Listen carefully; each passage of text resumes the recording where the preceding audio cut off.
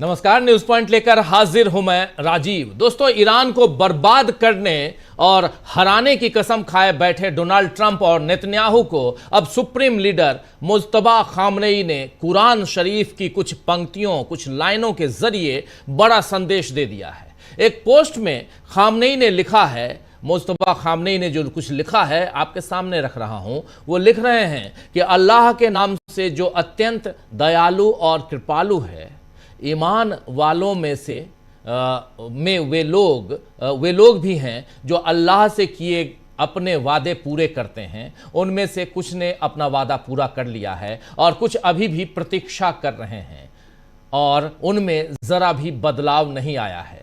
कुरान अध्याय 33 आयत 23 ये है, इसको इन्होंने यहाँ जारी किया है। इस आयत के जरिए खामनेई ने बता दिया है कि ईरान अभी पीछे हटने वाला नहीं है और अल्लाह ने किया अपना वादा ईमानदारी, अल्लाह से किया अपना वादा ईमानदारी से ईरान निभाएगा। दरअसल ईरान पर इजरायली हमलों ने जंग को ऐसे खतरनाक मोड़ पर पहुंचा दिया है जहां तबाही के अलावा और कुछ हासिल नहीं हो रहा है।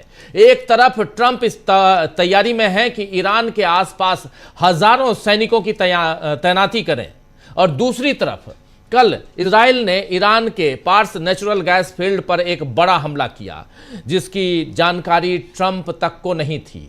ऐसे में सवाल उठने लगे हैं कि ईरान पर मिलकर हमला करने वाले दोनों देश अमेरिका और इजराइल क्या अब इस लड़ाई में अलग अलग हो चुके हैं? एक बड़ा सवाल है। इसलिए कह रहा हूं ये बात क्योंकि कल जब इजराइल का हमला पार्स गैस फील्ड पर हुआ तो ईरान ने सबसे पहले जवाबी कार्रवाई करते हुए खाड़ी देशों के यानी गल्फ कंट्रीज के तेल और गैस क्षेत्रों पर मिसाइलें दागना शुरू कर दी, जिसमें कतर में दुनिया की दूसरी सबसे बड़ी एलएनजी सप्लाई सुविधा को भारी नुकसान पहुंचा है। कतर अमेरिका का सहयोगी देश है और उस पर यह हमला अब ट्रंप को जवाब देने पर मजबूर कर रहा है। ट्रंप ने सोशल मीडिया ट्रूथ सोशल पर लिखा कि अमेरिका को गैस फील्ड पर हमले की जानकारी नहीं थी और ट्रंप ने कह दिया यहां पे कि इजराइल अब ऐसा हमला नहीं करेगा। वो हमलों की सीमा रेखा यानी यहां पर खींच चुके हैं। यानी पहली बार ट्रंप ने इजराइल के हमलों की जो सीमा रेखा है, बाउंड्री खींच दी है।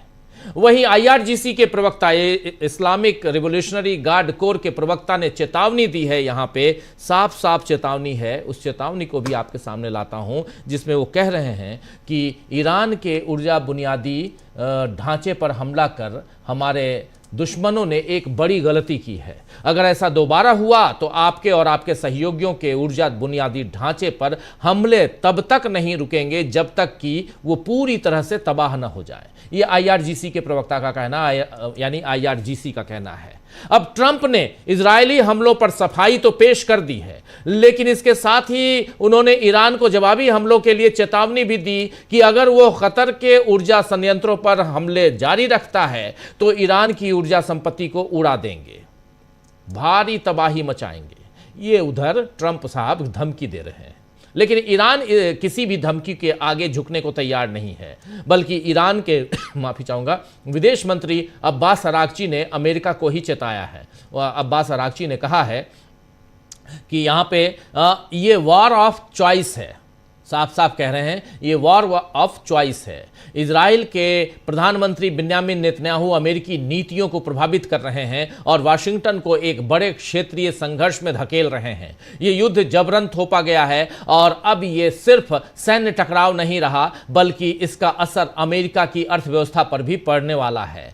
अभी तक जो $200 अरब का खर्च सामने आया है, ये सिर्फ तबाही की शुरुआत है और आगे चलकर ये $1 ट्रिलियन तक पहुंच सकता है।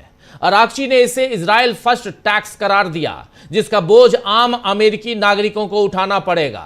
दरअसल ट्रंप ने कम समय में के इस युद्ध की भविष्यवाणी की थी। आप याद कीजिए कि शुरुआत में ट्रंप ने कहा था कि बस हमें पता है कि आयतुल्लाह अली खामनेई कहां हैं, हम उनको मार डालेंगे और उसके बाद वहां रिजीम चेंज कर देंगे, सब कुछ हमारे हिसाब से होगा, ईरान में हमारे हिसाब से सरकार चलेगी। लेकिन अब वो हजारों और सैनिकों की तैनाती की बात कर रहे हैं, इस पर विचार कर रहे हैं और पेंटागन ने इसी बीच $200 अरब से ज्यादा की राशि का डिमांड कर दिया है। उसने यानी अमेरिकी सरकार ने, पेंटागन रक्षा मंत्रालय उनका, उसने 200 अरब डॉलर का से ज़्यादा की राशि इस जंग को लड़ने के लिए उसने कह दिया कि हमें चाहिए। इस बारे में वाशिंगटन पोस्ट में एक खबर छपी है। ईरान के साथ ये जंग इराक जैसे पिछले संघर्षों से कहीं ज्यादा खर्चीली है। हालांकि व्हाइट हाउस के सहयोगी राजनीतिक मतभेदों के कारण कांग्रेस द्वारा इसे मंजूरी दिए जाने को लेकर बरकरार है, संशय है वहां पे। वहीं दोनों पक्षों में हताहतों की संख्या भी बढ़ती जा रही है और अब तक कम से कम 13 अमेरिकी सैनिक मारे गए हैं, जो आधिकारिक तौर पर 13 अमेरिकी सैनिकों की पुष्टि हो चुकी है। वहीं ईरान कह रहा है कि हमारे यानी ईरान के 1300 से ज्यादा ईरानी हताहत हुए हैं, इसकी सूचना है। इधर खाड़ी यानी गल्फ देशों में भी जो नुकसान हो रहा है उसका ठीकरा भी ईरान पर फोड़ने की तैयारी हो चुकी है। ईरान के हमलों के खिलाफ सऊदी अरब की राजधानी रियाद में 12 इस्लामी देशों, जिसमें खाड़ी देश भी हैं, 12 इस्लामी देशों के विदेश मंत्रियों की एक अहम बैठक हुई। इनमें कतर है, अजरबैजान है, बहरीन है, मिस्र है, जॉर्डन है, कुवैत, लेबनान, पाकिस्तान, सऊदी अरब, सीरिया, तुर्की और संयुक्त अरब अमीरात यानी यूएई शामिल रहे। जिसके बाद इन 12 देशों ने ईरान से हमले रोकने की मांग करते हुए कहा है कि हर देश को आत्मरक्षा का अधिकार है, जैसा कि संयुक्त राष्ट्र चार्टर के अनुच्छेद यानी आर्टिकल 51 में, यूनाइटेड नेशन चार्टर नंबर 51 में लिखा है। अंतर्राष्ट्रीय कानून, मानवता के कानून और पड़ोसी देशों के साथ अच्छे रिश्तों का सम्मान करना जरूरी है। उन्होंने कहा कि ईरान के साथ भविष्य के रिश्ते तभी बेहतर हो सकते हैं जब वो दूसरे देशों की संप्रभुता का सम्मान करे और उनके आंतरिक मामलों में दखल न दे। ये 12 देशों के इस्लामी देशों के विदेश मंत्रियों का बयान है। एक साथ मीटिंग करते हैं और उसके बाद ये बयान देते हैं। तो दोस्तों, सवाल यह है कि जब अमेरिका ने ईरान के आंतरिक मामलों में दखल दिया तो इन देशों को यूएन चार्टर की याद क्यों नहीं आई? आज UN charter, United nation charter number 51 की याद क्यों आ रही है? अमेरिका ने ईरान के ऊपर, इजराइल ने ईरान के ऊपर अचानक हमला बोला, तब इस चार्टर की का ख्याल क्यों नहीं आया इन तमाम 12 देशों को? आज क्यों आ रहा है? यह बड़ा सवाल है। और अब क्या अमेरिका के कहने पर यह सारे देश ईरान के खिलाफ बयान दे रहे हैं? यह भी बड़ा सवाल है। इन सवालों के बीच सबसे बड़ा सवाल कि आखिर कैसे बिलबिला उठे हैं ट्रंप और ईरान ने कैसे मचा दी है तबाही, इन सब पे चर्चा करेंगे। चलिए बात को आगे बढ़ाते हैं, चर्चा आगे बढ़ाते हैं। हमारे साथ कुछ वरिष्ठ साथी जुड़े हुए हैं, उनसे पहले आपका परिचय करवाता हूं। सीधे ईरान से हमारे साथ जुड़े हुए हैं हमारे साथी बकर काज़मी साहब। काज़मी साहब, आपका स्वागत है इस कार्यक्रम में। हमारे साथ जुड़े हुए हैं इधर शकील अख्तर जी, प्रेम कुमार जी, प्रशांत टंडन जी और अमलेंदु उपाध्याय जी। आप सबका भी स्वागत करता हूं इस चर्चा में, इस कार्यक्रम में। काज़मी साहब, आपके पास ही सबसे पहले आना चाहता हूं। 2 दिन में क्या कुछ बदल गया, कितना बदल गया? क्योंकि 2 दिन पहले हम लोग इसी चर्चा में लगातार डीवी लाइव पे हम लोग बात कर रहे थे कि ये जंग अब समापन की ओर, द एंड की ओर जा रही है और इसमें डोनाल्ड ट्रंप कहीं ना कहीं एग्जिट का रास्ता खोज रहे हैं। और अब जबकि डोनाल्ड ट्रंप ये मान रहे हैं कि ईरान के ऊपर जो हमला हुआ और ख़ासकर जो साउथ फील्ड जो नेचुरल गैस के रिफाइनरी पे, उस पे जो हमला हुआ है उसके बारे में डोनाल्ड ट्रंप को भी पता नहीं था। ये बहुत बड़ा बयान है।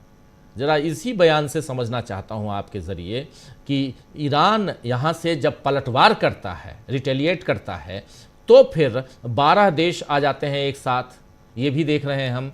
सबसे पहले ज़रा ईरान के का जो ग्राउंड लेवल, वहाँ की जो ग्राउंड ज़ीरो की जो स्थिति है, जो हालात हैं, ये बताइए कि वहाँ पे लोग, इन सब टेक्निकल बातों पे आएंगे, लेकिन अभी चूंकि आप वहाँ हैं, अभी क्या कुछ चल रहा है? क्या जनजीवन सामान्य है वहाँ का, या वहाँ पर अभी अफरा तफरी का आलम है?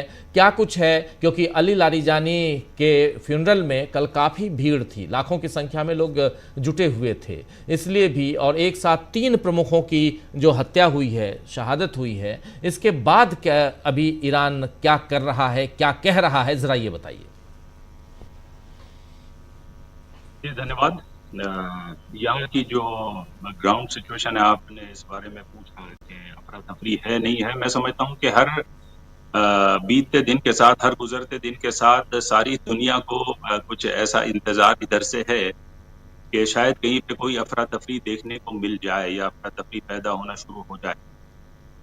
पिछले 2 दिन पहले जो यहाँ के अपोजिशन कहलाता है ईरान का, उसने एक बहुत बड़ी कॉल दी थी और यहाँ पर उसको कहते हैं चारशंबे सूरी नाम से एक रात होती है, जैसे अपने आप भारत में दिवाली सेलिब्रेट की जाती है, तो यहाँ पर पुरानी जो परंपराएं हैं इनकी है, उसके मुताबिक यहाँ पर वो बहुत से लोग जो है वो आतिशबाजी इस्तेमाल करते हैं।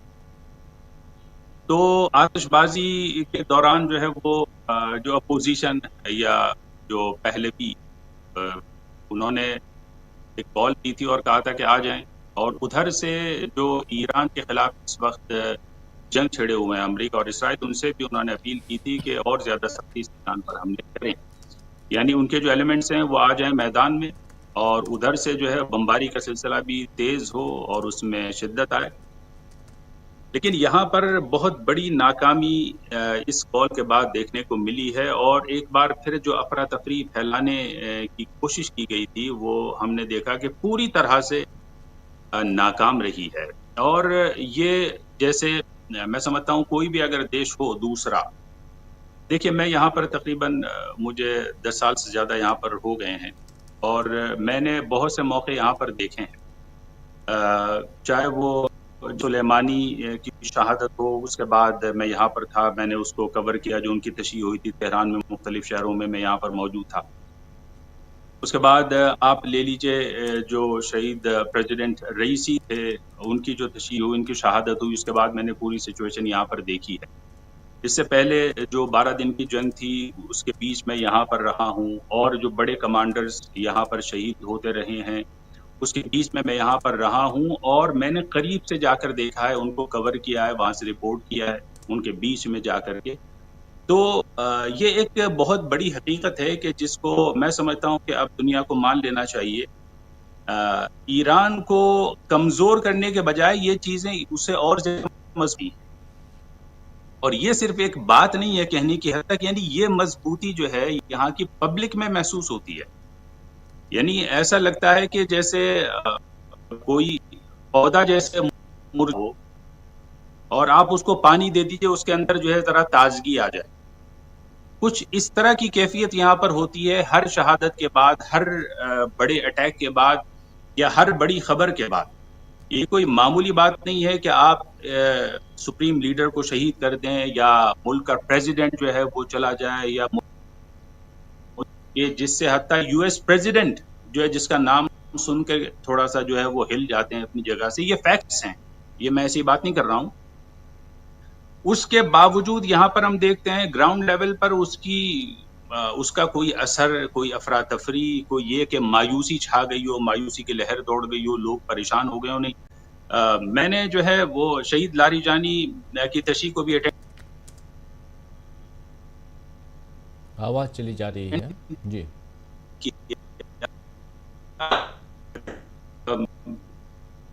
जो आपने इंटेलिजेंस मिनिस्टर है आपने उनको खत्म किया है, जो सुप्रीम नेशनल सिक्योरिटी काउंसिल है उनको आपने टारगेट किया है, और बहुत से लोग जो है शहीद हुए हैं। उसके बावजूद देखिए नफसियाती तौर पे तो एक बड़ा झटका लगना चाहिए था आवाम को, लेकिन इसके बावजूद हमने देखा इसके बिल्कुल अपोजिट हमने देखा कि रात में जो माहौल यहाँ पर रहा, हम परसों भी निकले थे रात में यहाँ पर, और रोजाना हम कोशिश करते हैं निकले बाहर देखें कि माहौल क्या है। रोज यहाँ पर कॉल दी जा रही है कि आए बाहर। कल भी कोई असर नहीं पड़ा, बल्कि मैं समझता हूँ कि लोग और ज्यादा जो है वो उत्साहित थे। मैं समझता हूँ कि मुकाबला करने के लिए अपने दुश्मन का उनके अंदर और ज्यादा एक एनर्जी जो है वो पैदा हुई।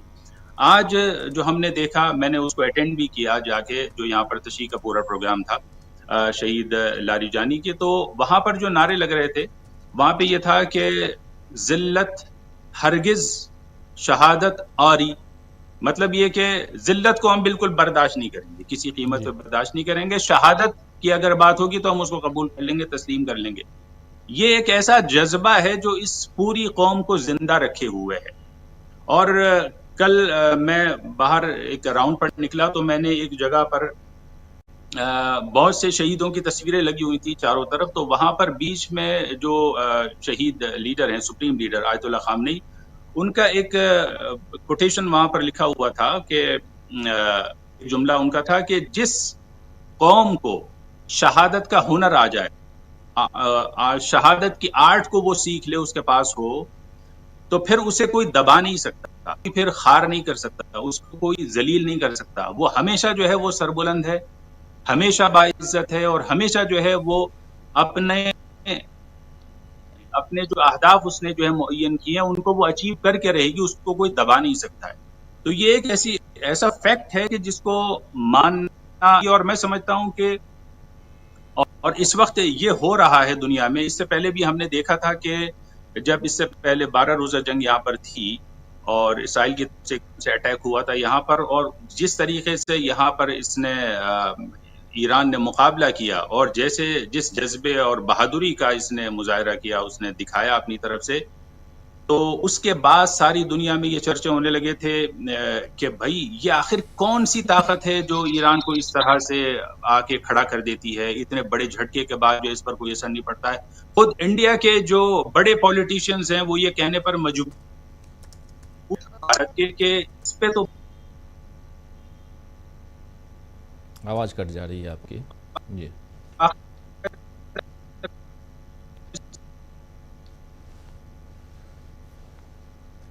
काज़मी साहब की आवाज़ बीच बीच में चली जा रही है, और लेकिन बहुत महत्वपूर्ण बातें बता रहे हैं, इम्पॉर्टेंट बातें बता रहे हैं। दोबारा कोशिश करते हैं हम काज़मी साहब जुड़ जाएं, दोबारा जुड़ते हैं तो उनके पास हम आते हैं। लेकिन प्रशांत जी आपसे ज़रा समझना चाहूँगा कि कल से लेकर आज तक ईरान एक तरफ, अमेरिका एक तरफ, आप देख रहे हैं कि अमेरिका लगातार, और उसमें भी जब अमेरिका के प्रेसिडेंट कह रहे हैं कि उनको पता ही नहीं था कि इजराइल वहाँ हमला करेगा, उनके नेचुरल गैस फील्ड पे हमला करेगा, इसको कैसे देखा जाए?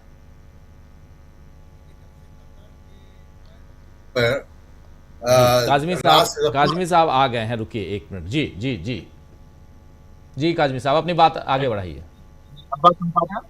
जी जी जी, तो मैं ऐसा कर रहा था कि ये इस बात पे चर्चा होने लगी है कि इस पे बाकायदा बैठ के रिसर्च वर्क हो कि वो कौन सी चीज है जो ईरान को इस काबिल बनाती है कि बड़ी ताकतों के मुकाबले में कि वो नहीं झुकता है, बल्कि उनका डट कर मुकाबला करता चटा देता है। अभी आजकल मैं यहाँ के सोशल मीडिया को देख रहा हूँ, आपको तो पता है कि जो इंटरनेट की जो प्रॉब्लम है वो इंटरनली नहीं है, जो इंटरनल इंटरनेट है यहाँ का अंदरूनी वो तो चल रहा है, बाहर सब कुछ जो है बहाल है।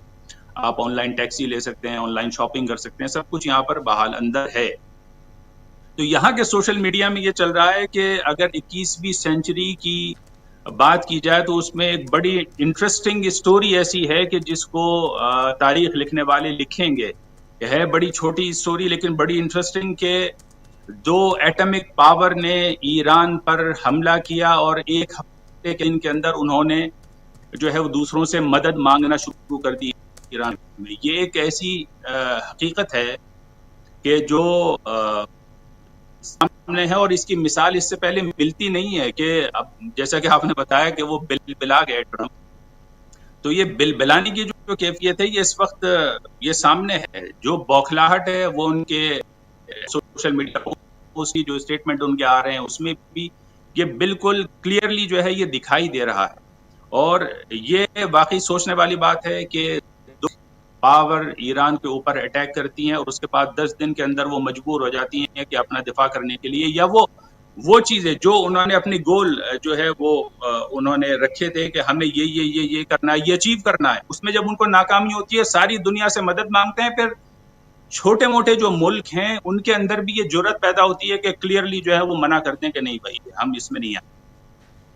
वो फ्रांसीसी एक स्टेटमेंट यार भी अभी परसों था, वो वहीं के लोकल मीडिया थे, तो वो भी बड़ा वायरल हुआ और यहाँ भी सोशल मीडिया पर भी उन्होंने कहा कि इस वक्त अगर अमेरिका की मदद की जाए तो ये बिल्कुल ऐसा ही है कि जैसे डूबते हुए टाइटैनिक का कोई टिकट खरीद जी, नहीं कुछ इस तरह की बात है कि अमेरिका की जो हालत बनी हुई है इस वक्त तो दुनिया देख रही है। मैं समझता ये एक ऐसी हकीकत है कि जिसको इग्नोर नहीं किया जा सकता। तो यहाँ का जो अंदरूनी माहौल है वो अभी तक मुतासर न सिर्फ ये कि इस तरह की शहादतों से कमजोर नहीं पड़, में और ज्यादा मजबूती आई। तो मैंने जैसे कि बताया कि इसकी मिसाल बिल्कुल आप ऐसे ही ले सकते हैं कि एक मुरझाता हुआ कोई पौधा हो, आप उसको पानी दीजिए, उसको खाद दीजिए, वो और थोड़ा तरोताजा हो जाता है और ज्यादा जो है वो होने लगती है, उसकी जी ग्रोथ।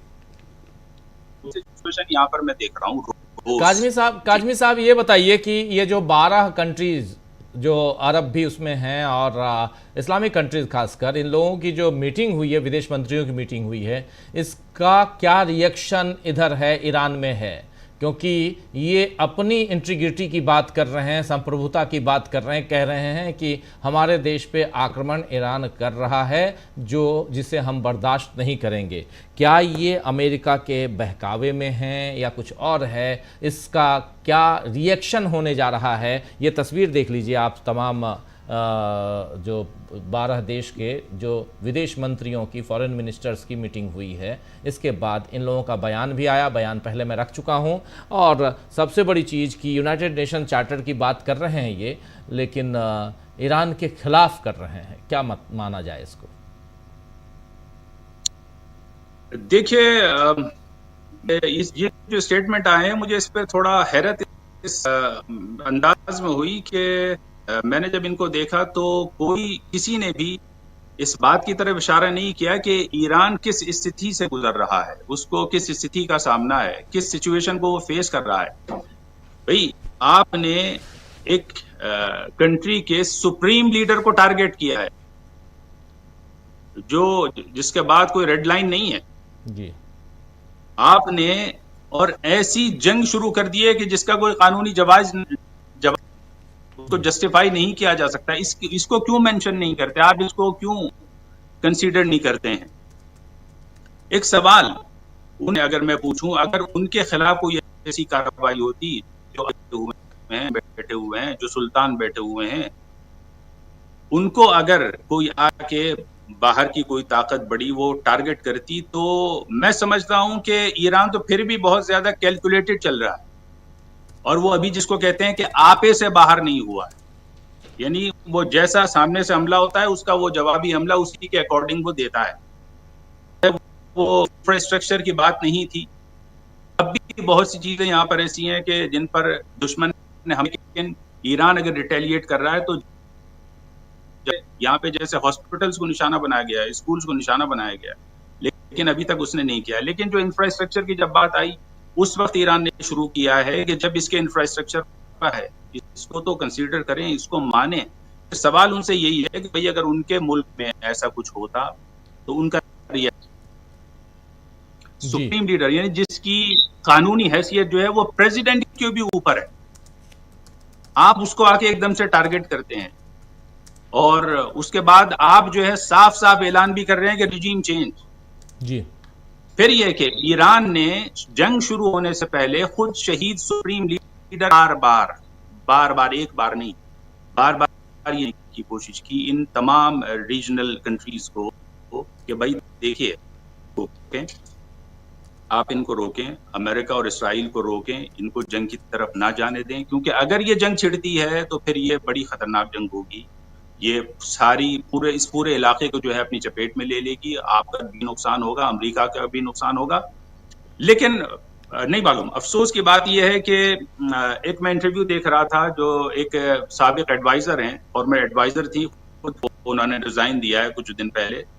उनका मैं इंटरव्यू सामने से जो रिपोर्टर थी या जो एंकर थी, उन्होंने जो है वो उनसे पूछा कि जो गल्फ कंट्री का तो ये स्टैंड सामने आ रहा है कि अगर जंग शुरू होती है तो ईरान के खिलाफ अगर अटैक होता है तो हम अपनी जमीन जो है वो इस्तेमाल नहीं करने देंगे।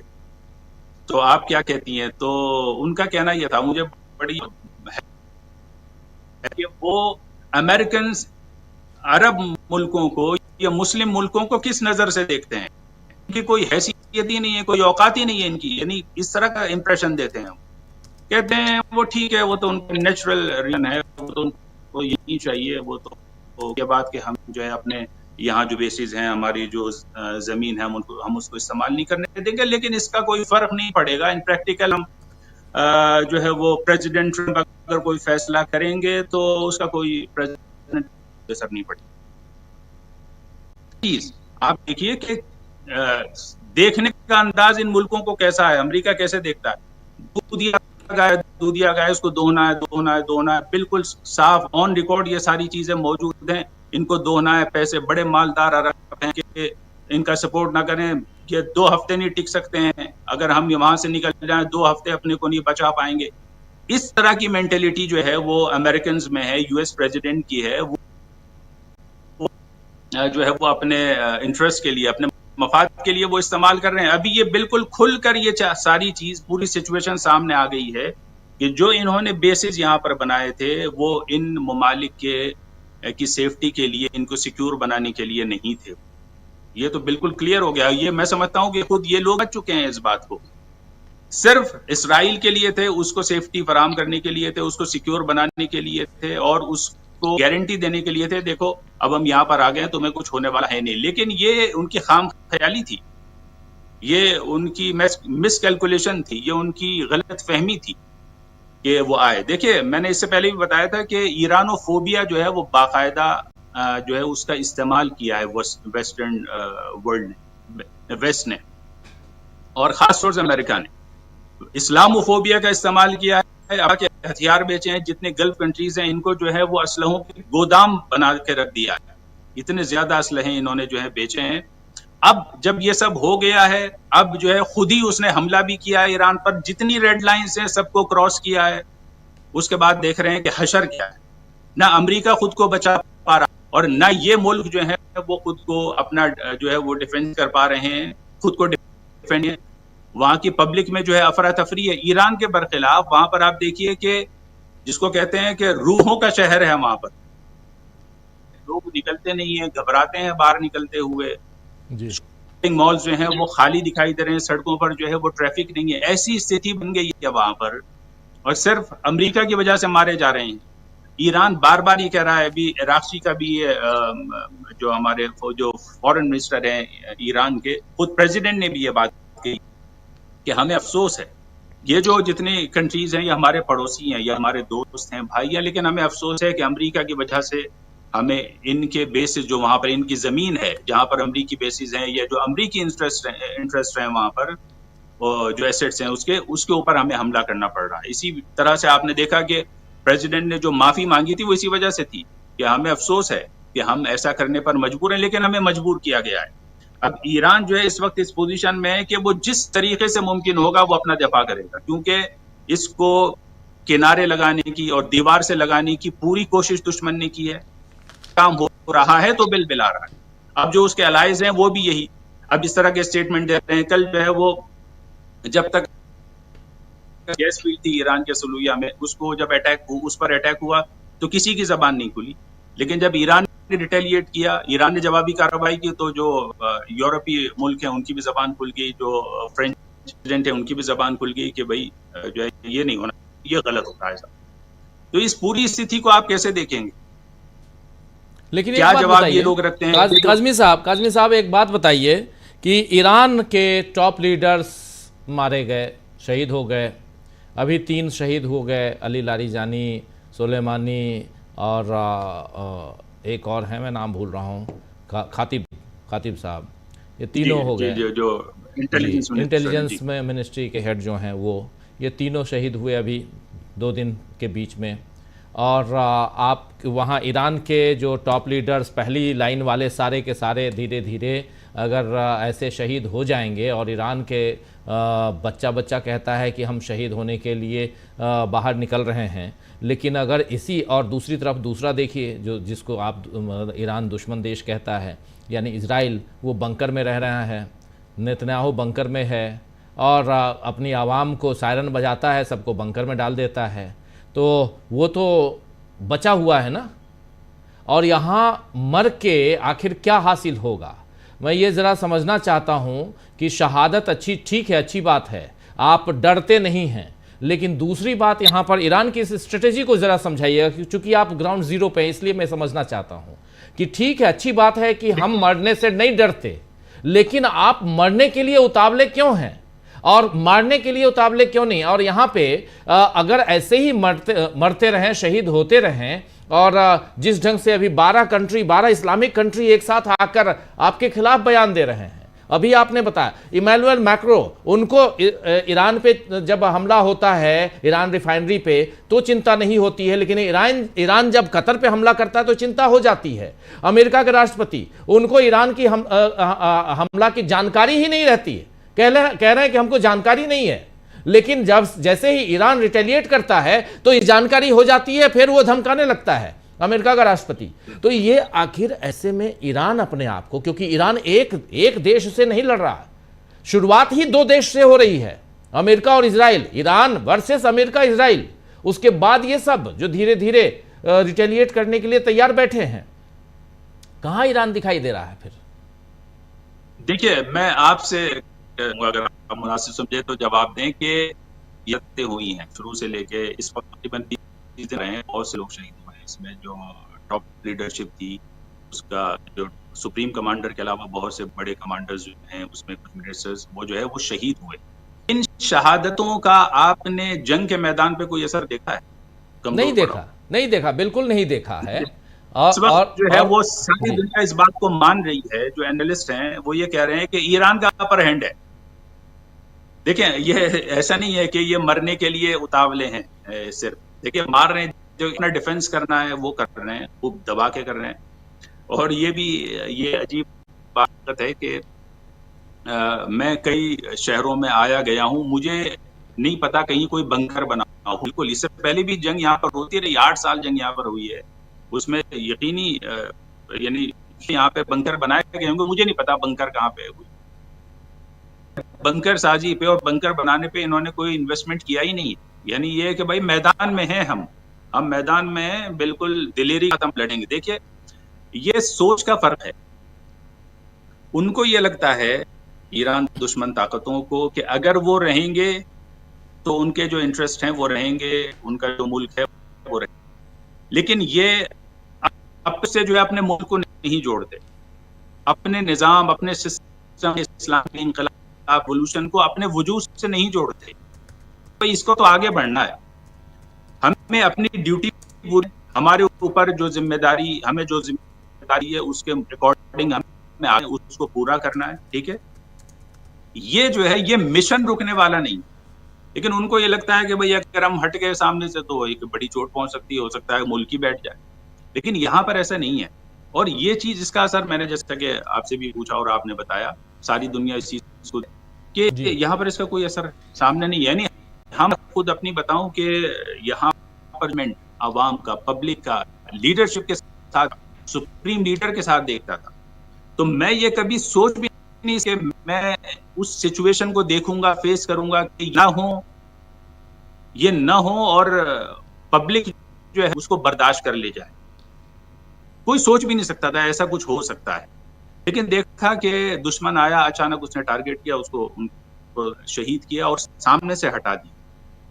लेकिन देख रहे हैं कि उसके बावजूद ऐसा लगता है कि और ज्यादा इनमें मजबूती आई है। और कहने की हद तक नहीं, यानी मैदान जंग के मैदान में जो सामने जो रिपोर्ट्स आ रही हैं, बैठ के जिस तरह से बात कर रहे हैं, जो वेस्टर्न मीडिया जो हेडलाइंस दे रहा है, आप सिर्फ उनको जो है एक बार लिस्ट कीजिए और उनको देख सदी नजर उन पे डालिए कि वेस्ट मीडिया है वहां पे क्या, प्रिंट मीडिया में क्या चल रहा है, क्या है वहां पर जा रही है, क्या सुर्खियां वो लगा रही हैं। इससे समझ में आ जाएगा। यानी बहुत ज्यादा डीपली जाने की जरूरत नहीं है, बहुत गहरी जरूरत नहीं है। आप सरसरी नजर डालिए, आपको पता चल जाएगा कि इस वक्त सिचुएशन क्या है, ईरान की क्या पोजीशन है इन पूरी शहादत, और सामने वाली की पोजीशन है, कुछ जो उनके ऑफिशियल्स हैं उनकी, ये मैसेज क्लियर। जी जी जी, बिल्कुल बिल्कुल आप सही कह रहे हैं। एक्चुअली क्या है, ऐसे सवाल इसलिए पूछ रहा हूं क्योंकि अमूमन यही पूछा जा रहा है। मैं ये सवाल मेरे नहीं हैं, हमारे तमाम उन दर्शकों की तरफ से हैं जो पूछते हैं, और हर तरह के दर्शक हैं वो पूछते हैं कि आखिर सबको आप मरवा डालोगे तो फिर बचेगा क्या। और फिर इस जंग में। लेकिन ओवरऑल आपसे ज़रा समझना चाहता हूं कि जब अमेरिका ने धमकी दे दी, इधर 12 इस्लामिक कंट्रीज़ ने धमकी दे दी, ईरान और इजराइल अलग हमला कर ही रहा है, आज ईरान ने क्या कुछ किया है? आज ईरान ताबड़तोड़ उसने सऊदी अरब के अरामको पे फिर से हमला किया, उसने कतर के कुवैत के 2 रिफाइनरी पे हमला किया, कतर पे हमला किया, यूएई पे हमला कर रहा है। यूनाइटेड नेशन में ईरान के राजदूत ने डिमांड की है यूएई से कि यूनाइटेड अरब अमीरात से कि हमको मुआवजा दीजिए और भरपाई कीजिए कि आपके यहाँ से जो हमारे ऊपर खासकर खार्ग द्वीप पे जो हमला हुआ उसमें जितने लॉस हुए हैं उसकी भरपाई कीजिए। तो ईरान अब इस पूरी स्ट्रेटेजी को जरा समझाने की कोशिश कीजिए। आवाज़ आपकी बीच बीच में कट रही है, लेकिन फिर भी चूंकि बहुत इंपॉर्टेंट बातें हो रही हैं, इसलिए मैं चाह रहा हूं कि भले छन छन के आए लेकिन आ रही आवाज़ आपकी आवाज़ हम तक। ज़रा स्ट्रेटेजी मुझे बताइए कि ईरान क्या इस बात के लिए भी तैयार है कि अगर ये 12-15 इस्लामिक कंट्री भी हमारे ऊपर आक्रमण करते हैं, हमला करते हैं, तब भी हम रिटेलिएट करेंगे लेकिन यहाँ हथियार नहीं डालेंगे? क्या यहाँ तक ईरान सोच रहा है? देखिए, ये बिल्कुल क्लियर है। यानी मुझे इतना यकीन है इस बात पर कि मैं अभी लिख के दे सकता हूं ये बात, इसको पर लिख सकता हूं कि ईरान हथियार डालने, सारी दुनिया भी इसके खिलाफ खड़ी हो जाएगी। हथियार नहीं डालेगा, तो वो हथियार डालने वाला हथियार नहीं, इसलिए कि हक की लड़ाई लड़ रहा, अपने हक की लड़ाई। झगड़ा सारा ईरान के ऊपर जंग क्यों थोपी गई है कि ये जो है घुटने नहीं टेकता है। सारा झगड़ा ये है। इतने हैं, चाहे वो दूसरी कंट्रीज हो, वो अमेरिका के सामने दब जाते हैं, ज्यादा जबान नहीं खोलते हैं, ज्यादा जबान दराजी नहीं कर पाते। लेकिन ये खुलकर ये अपना पूरा स्टैंड रखता है, आंखों में आंखें डाल के बात करता है, कहते हैं भाई हम तुम्हारे सामने झुकेंगे नहीं, हमारा मुल्क है, हमें फैसला करना है कि हमारे मुल्क के लिए क्या जरूरी होना चाहिए, क्या नहीं होना चाहिए। अगर एटॉमिक एनर्जी की बात है, न्यूक्लियर की बात है, किस सतह की होनी चाहिए ये हम तय करेंगे। तुम कौन होते हो भाई? कैसा यहाँ पर सिस्टम होना चाहिए, तुम कौन होते हो तय करने वाले? सारा झगड़ा जो है इस बात का है। ये मैं यकीन से कह सकता हूँ। एक बार फिर कहूंगा कि सारी दुनिया भी इसके खिलाफ खड़ी हो जाएगी। यहाँ जो मैंने जज्बा देखा है, और आप स्टेटमेंट भी देख रहे हैं, अभी तक कोई ऐसा इशारा नहीं मिला है कि ईरान ने ये दिया हो कि अगर उधर से सामने से प्रेशर बढ़ गया तो ये थोड़ा कमजोर पड़ जाए। और फिर ये कि देखिए, प्रेशर जो है पिछले 45 साल से हमेशा रहा है। जो शहीद आयतुल्लाह खामनेई कहा करते थे कि जो 40 साल ने ईरान दे दी, ये मोहलत नहीं दी। ये जो कहा जाता है ईरान के ऊपर जो है अमेरिका ने चढ़ाई नहीं की, तो मोहलत दे रहा है। अमेरिका ऐसा देश नहीं है कि मोहलत दे, अगर वो कहीं कर सकता है तो कर देता। उसकी पॉलिसी में ये उसकी ये नहीं है। अगर किसी मुल्क को उसको कोई दबा पाए, कभी भी उसके हाथ को कोई ऐसा मौका है, तो उसी वक्त दबा देता है उसका खिलाफ। 45 साल तक अमेरिका ईरान पर चढ़ाई क्यों नहीं कर पाया? क्योंकि इसके ऊपर हाथ रखना जो है उसके लिए भारी पड़े। इसीलिए आज की तारीख जो एनालिस्ट हैं वो ये कह रहे हैं कि यकीनी तौर पे जो ट्रंप है आज ये सोच रहे हैं कि उनसे पहले वालों ने ईरान पर चढ़ाई क्यों नहीं की। इस पर रिजल्ट है बिल्कुल। वो जैसे खार हो रहे हैं खुद अपने मुल्क के अंदर भी, और सारी दुनिया में जो थू हो रही है उन तरीके से कि भाई उसने गलती कर दी है। मैंने जो एक्सपोस्ट देखी हैं सोशल मीडिया पर, जो पोस्ट पढ़ रही हैं, वो देखिए ये एक हिस्टोरिकल खत है, ये स्टुपिडिटी है जो अमेरिका ने की है कि ईरान के खिलाफ ऐसे एक महाज खोल दिया। इस तरह के स्टेटमेंट आ रहे हैं। तो ईरान जो है वो ऐसा देश नहीं हो तस्लीम हो। क्यों? इसके देखिए जिद नहीं है, इसलिए कि ये अपने हक की लड़ाई लड़ रहे हैं, और एक ऐसा हक है कि जिसको आलमी बिरादरी जो है वो उसको मानती है, तस्लीम करती है। यूएन उसको मानती है भाई, को रिकॉग्नाइज किया है, उसका इसके हक को माना है भाई। एनपीटी का ईरान जो है वो मुल्क एनपीटी का रुकन है, मेंबर है, उसके बावजूद इसके ऊपर चढ़ाई होती है। इसराइल के ऊपर तो कोई भी लगाम नहीं है, वो एटम बम अपने पास रखे हुए है, उससे कोई नहीं पूछता है। ये एनपीटी का रोकना भी, उसके बाद अब उससे ज्यादा इंस्पेक्शन यहाँ पर हुई है दुनिया भर में, जितनी, यानी एक इलेक्शन जो है एक तरफ रखी है कि पिछले सालों में जो IAEA के इंस्पेक्शन किया है, और सारी दुनिया के एक तरफ रखी है, ईरान पे ज्यादा हुई है, उसके बावजूद ईरान पर अटैक कर रहे हैं। कल ग्रोसी का जो स्टेटमेंट ये आया है कि हमारे पास कोई ऐसा सिग्नल नहीं मिला हमें ईरान की तरफ से कि वो जो है एटम बम की हो गया, उसके बावजूद जो हमला होता है। वो कंडेम भी नहीं करते हैं जी। ये क्या जंगल राज है, क्या कहेंगे आप इसको? ये बिल्कुल साफ साफ ऐसा लग रहा है कि आज तारीख में कोई कानून नहीं है दुनिया। अगर रॉन्ग हैं, अपना दिफा कर सकते हैं, खुद को डिफेंड कर सकते हैं, अपने को बचें तो आप बचा ले जाएंगे, वरना कोई आपकी मदद को आएगा नहीं। ये कायदा बन चुका है इस वक्त। आज का रूल ये है कि अगर आप जो है मजबूत हैं, खुद हक के लिए अगर आप आवाज उठा रहे हैं, आपको खुद मिलेगा, वरना दुनिया इतनी बेरहम है कि वो आपको जीने नहीं देगी। चीज को ईरान और ईरानी अवाम, पब्लिक और यहाँ के ऑफिशियल्स वो अच्छी तरह समझ चुके हैं। जी, तो कितना लंबा खींचने की उम्मीद कर रहे हैं आप? ये युद्ध क्या रुकने वाली है या अभी लंबा खींचेगी? देखिए, कोई भी चीज शुरू होते तो रुकती है जाकर, ये तो इसमें कोई दो राय नहीं है। लेकिन ये कि अभी जो आसार लग रहे हैं दोनों तरफ से, क्योंकि उधर कोई लचक, एक तो ये कि वहां पर शर्मिंदगी नहीं है, कम से कम इसको कंडेम करें, इसको ये करें कि भाई यहाँ हुई है। इसको नहीं मानते हैं कि ईरान की टॉप लीडरशिप को जो टारगेट किया, बहुत से लोगों ने तो कंडेम नहीं किया अभी तक। और इधर जो है कह रहे हैं, साफ तौर पे ये क्लियर स्टैंड ईरान ले चुका है कि जब तक सामने वाले के अंदर, दुश्मन के अंदर ईरान से लड़ने का जज्बा है, और जब तक वो ये नहीं मान लेगा कि हाँ अब ईरान के खिलाफ जंग अब नहीं होगी, तक हम इस जंग को जारी रखेंगे।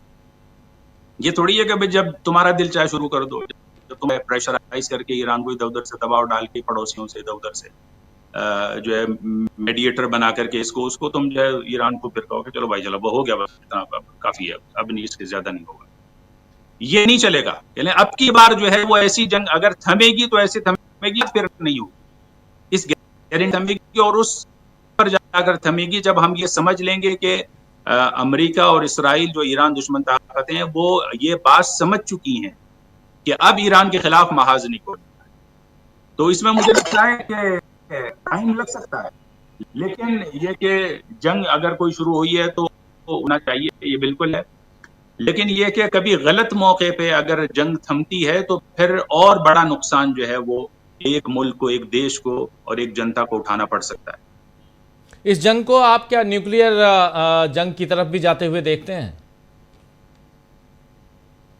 देखिए, दुश्मन जो है वो उससे कुछ भी بعید नहीं है, क्योंकि उसने अपना रवैया दुनिया के सामने रखा है, वो कुछ भी कर सकता है, ये मैं मानता हूं। लेकिन ईरान जो है इस खतरे के बावजूद, ये मैं फिर बता रहा हूं, अगर ऐसा है, एक तो ये कि मुझे लगता नहीं कि ऐसा कुछ होगा, और जो दूसरे जो बड़े देश हैं, बड़ी ताकतें हैं, वो कुछ ऐसा होने देंगी, क्योंकि पता है कि इसका असर जो है ऐसा तो नहीं है कि वो सिर्फ ईरान पर पड़ेगा, सारी दुनिया जो है वो विनाश की तरफ जा सकती है। और अभी आप देख रहे हैं कि अभी एटम बम की दूर दूर तक कोई बात नहीं है, उसके बावजूद सारी दुनिया में खलबली मची हुई है जी, सारी दुनिया में खलबली मची हुई है। अगर ऐसा कुछ होता है, मुझे लगता नहीं कि वो कोई बेवकूफी वो दुश्मन करेगा ईरान के सिलसिले में। लेकिन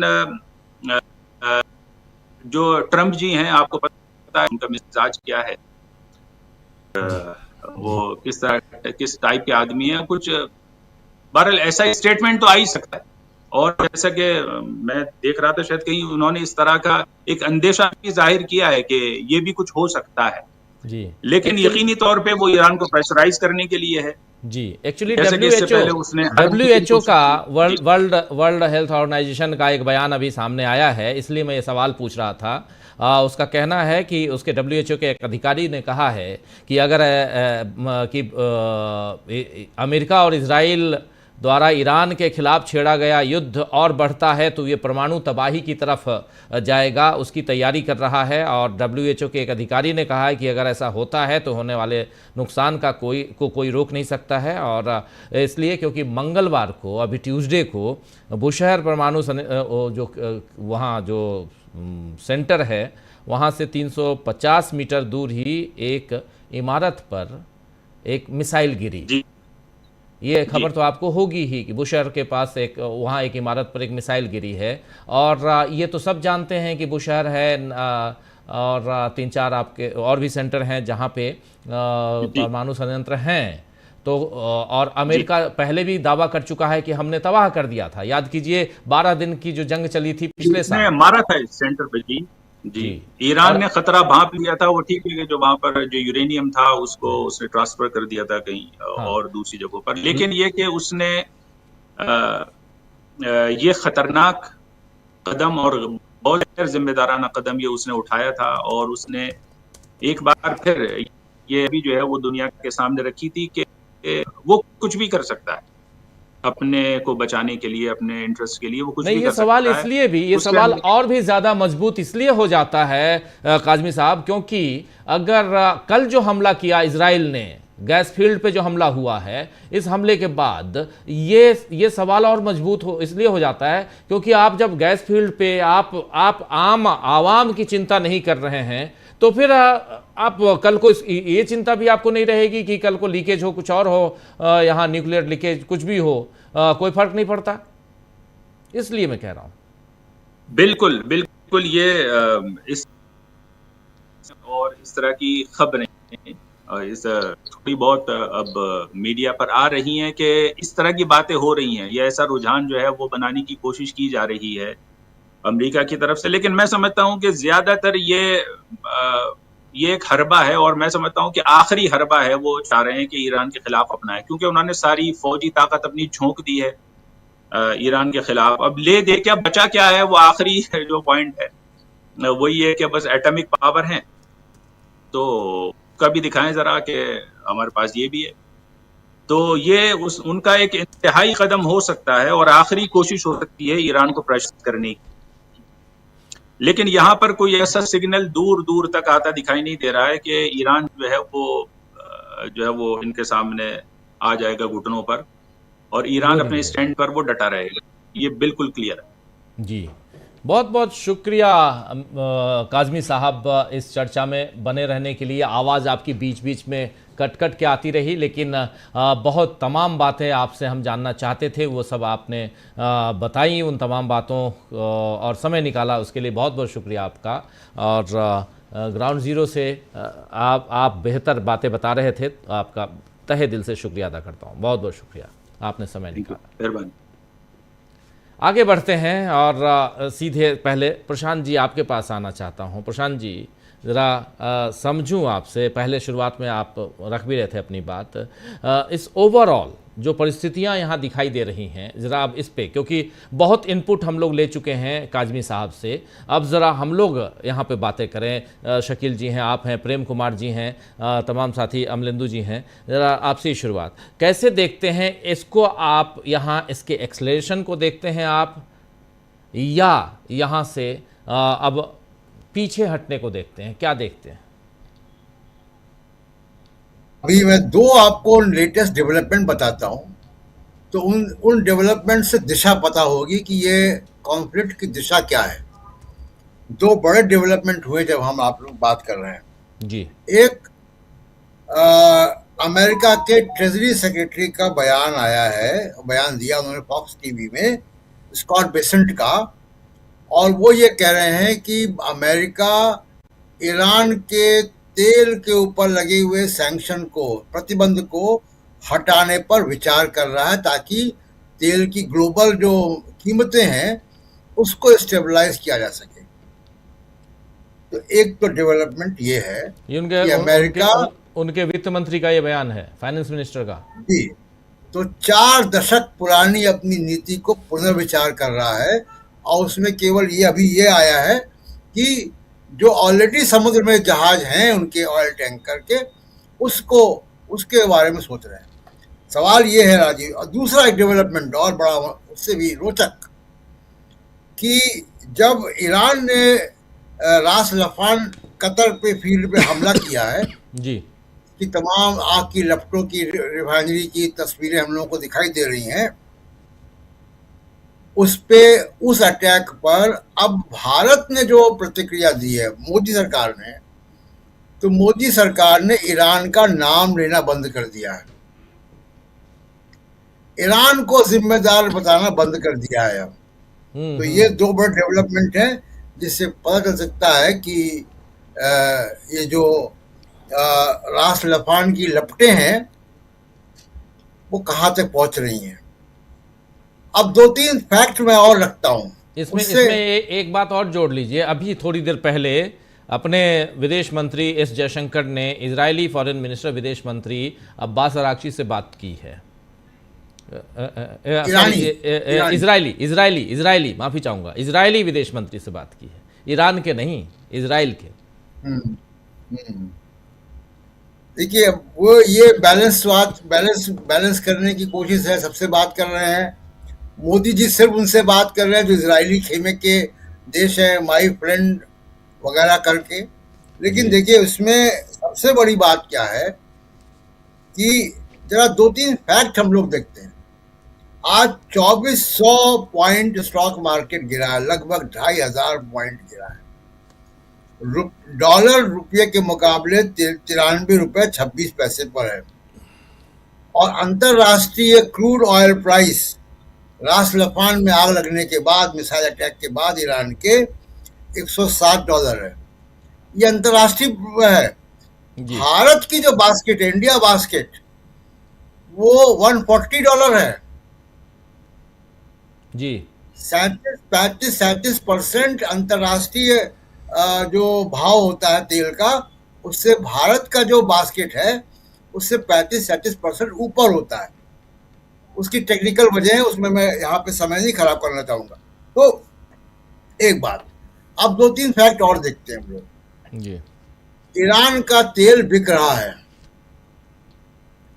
और ये तमाम सैटेलाइट एजेंसीज ने ट्रैक करके बताया है, खासकर लॉयड्स की एजेंसीज ने जी, कि लगभग ईरान के 20 तेल के जो 90, यानी एक मार्च से लेकर 15 मार्च के बीच में हरमोज से ईरान के करीब 90 वेसल क्रॉस हुए हैं। तो ये निश्चित तौर पे कि चीन की तरफ जा रहे होंगे, और चीन जो है वो तेल खरीद रहा है ईरान का। ईरान का तेल बिक रहा है ऑलरेडी। अब पूरी दुनिया में जो ट्रंप साहब कह रहे हैं कि साहब हमको जानकारी नहीं थी कि जो पार्स पे हमला कर दिया इजराइल ने, और उसके बदले में आरामको पे हमला हुआ, उसके बदले में कतर पे हमला हुआ, रास लफान ऑयल फील्ड पे। ट्रंप साहब क्यों कह रहे हैं? क्योंकि पूरे दुनिया की इकोनॉमी इससे प्रभावित है, खासकर यूरोप भी। यूरोप की तेल सप्लाई हरमोज से नहीं होती है, सुएज कैनाल के थ्रू होती है, लेकिन प्रभावित वो भी हैं क्योंकि तेल की कीमतें बढ़ रही हैं उसकी वजह से। तो वो यूरोप को बताने की कोशिश कर रहे हैं कि देखो भाई, हमसे बगैर पूछे इजराइल ने कर दिया। अरे भाई, आपसे बगैर पूछे आप दोनों लोग तय करके लड़ाई कर रहे हो। ना उसमें यूएन का सैंक्शन है, ना नेटो का सैंक्शन है, ना किसी ग्लोबल अथॉरिटी का सैंक्शन है। तो ये इलीगल वॉर नेतन्याहू और ट्रंप ने मिलकर किया हुआ है। अब दो तीन चीजें और हम लोग देख लेते हैं कि भारत क्यों भारत के जो है वो ईरान का नाम लेना बंद कर दिया है। जो रास लफान है उससे भारत की ही एलपीजी आती थी मोस्टली। ज्यादातर जो हमारी एलपीजी है वो कतर से ही आ रही है, और उस पर प्रभावित होगा। और जो एक्सपर्ट्स की राय आ रही है, वो राय आ रही है कि जितना नुकसान ईरान ने कतर के गैस फील्ड का कर दिया है, वो रिपेयर होने वाला अभी नहीं है। उसको कई हफ्ते लगेंगे, महीनों लग सकते हैं। यानी युद्ध खत्म होने के बाद उस पर काम शुरू होगा। तो ये एक लंबी चलने वाली एक क्राइसिस जो है वो नेतन्याहू की वजह से दुनिया ने मोल ले ली है। अब इसका सलूशन ढूंढना दुनिया का काम है। ये फोन पे बात करके ट्विटर से वॉर रुकवा के नहीं होगा।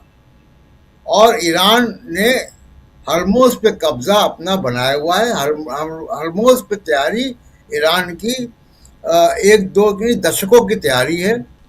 उसका पहले से प्लान था, उसने कर दिया और अब आप उसको रोक नहीं सकते हैं। और अमेरिका जो काम नहीं कर सकता है, ग्राउंड फोर्सेस नहीं उतार सकता है। और एक आखिरी बात कहूंगा, उसके बाद फिर हम अगली बात करेंगे। पेंटागन ने, यानी जो अमेरिका का रक्षा विभाग है, $200 बिलियन की डिमांड रखी है इस युद्ध के लिए। तो अमेरिका के जो टैक्स पेयर हैं वो अब नेतन्याहू की युद्ध लड़ने के लिए $200 बिलियन का खर्चा देंगे। कांग्रेस में ही गया है प्रस्ताव। 11 या 13 सैनिकों की लाशें वहां पहुंच चुकी हैं। वो किस देश के लिए शहीद हुए हैं वो अमेरिका, उनके परिवार के लोग भी नहीं जानते, कि ना अमेरिका जानता है। वो बेचारे नेतन्याहू के लिए शहीद हो गए। जी राजीव जी जी, दो बातें आप बता रहे। एक तो आपने बताया कि वित्त मंत्री वहाँ के जो अमेरिका के हैं वो कह रहे हैं कि ईरान का जो तेल टैंकर है इससे प्रतिबंध हटाने पर विचार कर रहा है अमेरिका। उनका बयान देखिए, ये कह रहे हैं कि आने वाले दिनों में हम समुद्र में मौजूद ईरानी तेल पर से प्रतिबंध हटा सकते हैं। ये लगभग 14 करोड़ बैरल है, यानी गणना के अनुसार ये 10 से 2 सप्ताह की आपूर्ति है जिसे ईरान निर्यात कर रहा था और जो पूरी तरह से चीन को जाता। संक्षेप में हम इस अभियान को जारी रखते हुए अगले 10 या 14 दिनों तक कीमतों को कम रखने के लिए ईरानी तेल का इस्तेमाल ईरानियों के खिलाफ करेंगे। इसलिए हमारे पास कई विकल्प मौजूद हैं। यहाँ पर ईरानी तेल का मतलब साफ है कि ईरान के तेल से प्रतिबंध हटाकर और इसको आगे हम बढ़ाने का और दुनिया के दूसरे देशों में ले जाकर उनके, और उससे सबसे बड़ी बात यहाँ पे आएगी कि जो तेल की कीमत बढ़ रही है उसको कम किया जाएगा। हमारे पास कई विकल्प मौजूद हैं, ये कह रहे हैं। दूसरी बात, ये तो फाइनेंस मिनिस्टर की बात है, लेकिन एक तरफ आप ईरान से प्रतिबंध और तेल से प्रतिबंध हटाने की बात कर रहे हैं, लेकिन दूसरी तरफ वहां के रक्षा मंत्री क्या कह रहे हैं? आज अब तक का सबसे बड़ा स्ट्राइक पैकेज होगा, ऊपर से मौत और तबाही। जैसा कि मैंने पहले कहा था कि युद्ध में अमेरिका अपनी ताकत बढ़ाता जाएगा और ईरान की ताकत घटती जाएगी। ये साहब हैं, आप जानते हैं, हेगसेथ, जो कह रहे हैं वहाँ के युद्ध मंत्री। तो एक उधर तेल की चिंता कर रहा है और दूसरा कह रहा है आज की रात कत्ल की रात होगी। प्रेम कुमार जी, आपके पास आना चाहता हूं। देख लीजिए, अमेरिका के 2 मंत्री अलग अलग बयान देते हुए, और इन सब के बीच अमेरिका में आज उस जगह पे ड्रोन ऊपर देखा गया। अमेरिका में डरते भी बहुत हैं, वो दूर लड़ाई करते हैं, अपने देश में बड़ा छुप के रहते हैं। वो ईरान की तरह नहीं है, ईरानियों की तरह नहीं है कि सड़क पे हिम्मत दिखाते हुए घूमें। आज एक ड्रोन दिखाई दिया तो उसमें परेशान हो गया पूरा अमेरिका, तबाही मचने वाली थी। और आप लोग सुने होंगे क्योंकि जेडी वेंस और यही हेगसेथ थे, दोनों थे, और ऊपर एक ड्रोन को देखकर परेशान हो गए। तो ये अमेरिका है और ये बयान है, क्या कहेंगे? जी शुक्रिया राजीव जी। निश्चित रूप से अमेरिका के आसमान में ड्रोन उनके लिए खतरा का सबब है। उन्हें लगता है कि कहीं ऐसा ना हो कि अमेरिका में ड्रोन अटैक हो जाए, और ऐसा होने पर दरअसल अब डोनाल्ड ट्रंप की गद्दी जो है बचेगी नहीं, इसलिए इतनी आक्रामकता के साथ बात हो रही है। बहुत हंसी वाली बात है कि एक तरफ आप ईरान के तेल को छूट दे रहे हैं कि बिकने के लिए, और दूसरी तरफ ये कह रहे हैं कि ईरान के तेल से ही हम ईरान पर हमला कर रहे हैं। यानी अपने जो पराजय है, अपनी जो शर्मनाक बात है आपके लिए, उसको भी आप दूसरे तरह से पेश कर रहे हैं। दरअसल इस युद्ध को हम देखें तो कई समूह में हम देख सकते हैं। एक समूह अमेरिका इजराइल है जो हमलावर है, दूसरा समूह ईरान है और उसके हमदर्द जो भी प्रॉक्सी ऑर्गेनाइजेशंस हैं वो हैं, और उसके हमदर्द तो पूरी दुनिया में है। तीसरा समूह है जो कि चीन, रशिया जैसे देश हैं जो कि ईरान को मदद भी कर रहे हैं और पीछे से हैं। और एक समूह है जो कि ईरान से मार खा रहा है लेकिन ईरान से लड़ नहीं पा रहा है, जिसका कि जिक्र आपने किया। शायद कनेक्शन गड़बड़ा गया है, मुझे लग रहा है। आवाज नहीं, आपकी आवाज मेरी मिल रही है? आवाज क्लियर आ रही है, बिल्कुल क्लियर आ रही है। जी जी जी जी, मैं कंटिन्यू करता हूं। तो जो समूह जिसकी आपने चर्चा की कि 12 इस्लामिक देश जो आज अपील कर रहे हैं, वो उनमें से ज्यादातर वो लोग हैं, वो देश हैं जो ईरान से मार खा रहे हैं। एक आध पाकिस्तान जैसे देश को छोड़ दें तो 12 में ज्यादातर वो देश हैं। तो ये क्या है, ये 12 देश जो क्यों नहीं लड़ रहे हैं आप ईरान से? आप यूएन में अपील कर रहे हैं, और आपने सही कहा कि यूएन में ईरान पर जब हमला हुआ तब तो आप अपील करने नहीं गए, और ईरान ने जब अमेरिका के मिलिट्री बेस पर आप पर हमला किया तो आपको याद आ गया यूएन का की धारा और अनुच्छेद याद आने लगे। तो ये हालात बना दिए हैं ईरान ने कि वो भी डरे हुए देश हैं, कोई जवाब नहीं दे पा रहे। ईरान को जवाब कौन दे रहा है? मुझे लगता है कि जवाब देने वाले देशों में अमेरिका और इजराइल, जो कि अलग थलग पड़ चुका है। अब इस युद्ध का जो अंजाम होता है, कोई भी युद्ध जो है उसका अंजाम ही उसको एक दिशा देता है, कौन जीतेगा कौन हारेगा। तो इस युद्ध का अंजाम ये है कि पूरी दुनिया में ऊर्जा संकट पैदा हो रहा है, और ऊर्जा संकट पैदा होने से अमेरिका को उनका खर्च बढ़ रहा है, उनका अपयश हो रहा है, उनकी युद्ध में हार की संभावना दिख रही है, उनकी दुनिया में पकड़ खत्म हो रही है, क्रेडिबिलिटी का संकट है, साथ ही देश साथ छोड़ रहे हैं। ये सारी चीजें अमेरिका के साथ हो रही है। दूसरी तरफ इजराइल इतनी मार खा रहा है ईरान से, इतनी मार खा रहा है कि आज तक इतनी मार इजराइल को पड़ी नहीं थी, जिसकी खबर बहुत कम दुनिया में आ रही है क्योंकि वहां सारा सेंसर लगा हुआ है। इसके बाद एक और चीज की चर्चा करना जरूरी है कि भारत और पाकिस्तान को, देखिए पाकिस्तान ने तो एक बैलेंस किया कि उसने ईरान में मारे गए खामनेई की हत्या का विरोध किया, निंदा की, स्कूली बच्चियों की हत्या की निंदा की, और साथ साथ वो उन 12 देशों में भी शामिल है जो यूएन में अपील करने जा रहा है कि ईरान को रोकिए, वो हमला न करे। तो इस तरह से वो बैलेंस करता हुआ दिख रहा है। इसके अलावा अमेरिका जिन समूह से अपना डर दिखा रहा है, रसिया, चाइना, पाकिस्तान, उसमें पाकिस्तान का भी नाम है कि ये लोग परमाणु बम बना सकते हैं, हमला कर सकते हैं। यानी पाकिस्तान ने अपनी पोजीशनिंग स्ट्रांग की है अमेरिका इजराइल के खिलाफ, अपनी ग्लोबल सिचुएशन स्ट्रांग की है। और जो देश अमेरिका इजराइल के साथ गए हैं उनकी हालत पतली है। जो साथ रह सकते थे उन्होंने अपने दूरी बना ली, जैसे यूरोप है, नाटो के देश हैं। लेकिन एक मूर्ख सरकार हमारी है, नरेंद्र मोदी की सरकार, जिसने अमेरिका इजराइल के साथ अपनी पींगे बढ़ा करके भारत को ऊर्जा संकट में भी डाला है, भारत की पोजीशनिंग भी कमजोर कर दी है। भारत की गिनती नहीं हो रही है, कहीं गिनती नहीं हो रही है। भारत अब इसी बात में दिख रहा है कि कहां कैसे 2 जहाज अपना 22 फंसा हुआ हम ले आए, 2 जहाज आ गया, इसी को अपनी उपलब्धि बता रहा है। ऊर्जा संकट जो है उसका जवाब नहीं है।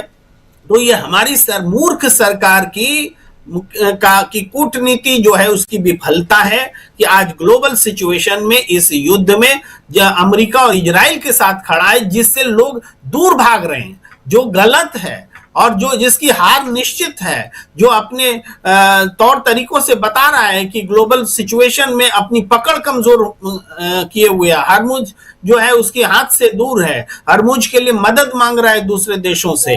तेल का नियंत्रण जो है कीमत पर कैसे हो, इसके लिए छटपटा रहा है, क्योंकि तेल अगर अनियंत्रित होगी कीमत में तो इसका खामियाजा अमेरिका को भी भुगतना पड़ेगा, इसका खामियाजा इजराइल और दूसरे देशों को भी भुगतना पड़ेगा। तो हम देख रहे हैं कि अमेरिका युद्ध क्या है? युद्ध केवल बम फटना युद्ध नहीं है। बम फटने का आफ्टर इफेक्ट जो है, उसका ग्लोबल सिचुएशन जो इकोनॉमिकल है, वो युद्ध है, उसको युद्ध बोलते हैं। उसी तरह से एपस्टीन में जब घटना घटी थी, तो वो जो महिलाओं बच्चियों के साथ हुआ था, वो तो पराकाष्ठा है ही जुल्म की, लेकिन उस पराकाष्ठा का जो अंजाम होता है, वो अंजाम अभी बाकी है। उसका अंजाम, उस अंजाम से वो जो एपस्टीन के जो जुल्मी लोग हैं, वो बच नहीं पाएंगे, उस दुनिया के लोग। और डोनाल्ड ट्रंप का भी जो है, एपस्टीन ही तो कारण है इस युद्ध का। बेसिक कारण एपस्टीन है, बाकी कोई कारण दिखता नहीं है, क्योंकि सारी बातचीत चल रही थी, ईरान मान रहा था सब कुछ। आज भी एक स्टेटमेंट आया है इस बारे में कि ईरान तो तैयार था सब चीज के लिए, कि अपना यूरेनियम संवर्धन का कार्यक्रम भी वो रोक देगा या किसी को सौंप देगा। इसके बावजूद ये युद्ध हुआ। ये एपस्टीन है जिस कारण युद्ध हुआ। तो इस वजह से अब जो खुलासे हो रहे हैं, उसमें उनका गद्दी पर बचे रहना भी मुश्किल है। युद्ध को वो आगे बढ़ा नहीं सकते। युद्ध पर आर्थिक दबाव अमेरिका पर जो पड़ रहा है, उसको भी विश्लेषण यही है कि इजराइल फर्स्ट की पॉलिसी हो गई। जो अमेरिका फर्स्ट की थी, वो मागा मीगा में बदल गया। मगर इंडिया वाला मीगा मत समझिएगा, ये मेक इजराइल ग्रेट अगेन वाला मीगा हो गया। मागा जो था, मेक अमेरिका ग्रेट अगेन, उसको मीगा में बदल दिया गया। इसका कारण भी डोनाल्ड ट्रंप की स्थिति कमजोर है, और युद्ध में ईरान अपने आप को बस बचाए रख सके तो युद्ध उसके हक में जाएगा, क्योंकि अंतिम परिणाम बम का फूटना, बारूद का फटना नहीं है। युद्ध की परिणति जो है, वो आर्थिक रूप से दुनिया को कहां किस हिसाब से चोट पहुंचा रही है, वहां से इसकी परिणति निकलेगी। ईरान को बस अपने आप को बचा के रखना है लंबे युद्ध के लिए। जी बिल्कुल। ईरान के बारे में कहा जा रहा है कि वो 5 गुना ज्यादा, अभी से पहले जितना हमला कर रहा था उससे 5 गुना ज्यादा हमला कर रहा है। शकील जी, आपके पास आना चाहता हूं। ईरान के हिसाब से देखा जाए, एक तरफ अमेरिका धमकी, अभी आपने देख लिया अमेरिका के जो रक्षा मंत्री हैं, युद्ध मंत्री हैं, वो कह रहे हैं कि आज की रात कत्ल की रात होगी, आज बिल्कुल भीषण हमला करेंगे हम ईरान के ऊपर। ये रात का इंतजार क्यों कर रहे हैं? दिन में भी तो गिरा देते हैं कि जब तब। ये कहने का मतलब क्या है? और ये अमेरिका कह रहा है, जो अमेरिका सुबह में अमेरिका के राष्ट्रपति कुछ और बात कहते हैं, उनके उपराष्ट्रपति कुछ और कहते हैं, उनके विदेश मंत्री कुछ और कहते हैं, और उनके युद्ध मंत्री कुछ और कह रहे हैं। अमेरिका कहाँ दिखाई दे रहा है इस युद्ध में, जबकि इजराइल बिना पूछे हुए, अमेरिका से बिना पूछे हुए, और मान रहे हैं ट्रंप, और हमला कर रहा है। अमेरिका तो सबसे बुरा फंस गया है इसमें, और अमेरिका नहीं कहना चाहिए, ट्रंप साहब कहना चाहिए। ट्रंप जितने बुरे फंसे हैं, और अब उन्हें निकलने की कोई राह दिखाई नहीं दे रही। सुबह क्या कह रहे थे जो आप बता रहे हैं, कि एंगर में, गुस्से में इजराइल ने हमला किया। अच्छा, और जो ईरान कर रहा है वो काय में कर रहा है? उसे गुस्सा नहीं आएगा? उसे भी गुस्सा आ सकता है। देखिए, ये जो कतर में उसने हमला किया है, रास लफान में जी, इससे हमारे इंडिया की सबसे ज्यादा मुसीबतें बढ़ी हैं। हम जो अमेरिका और ईरान और इजराइल में बात कर रहे हैं, लेकिन हमारी चिंता सबसे ज्यादा हमारी अपनी होना चाहिए। हमारी अपनी जरूरत का जितना गैस है, लिक्विड गैस जिसे कहते हैं LNG,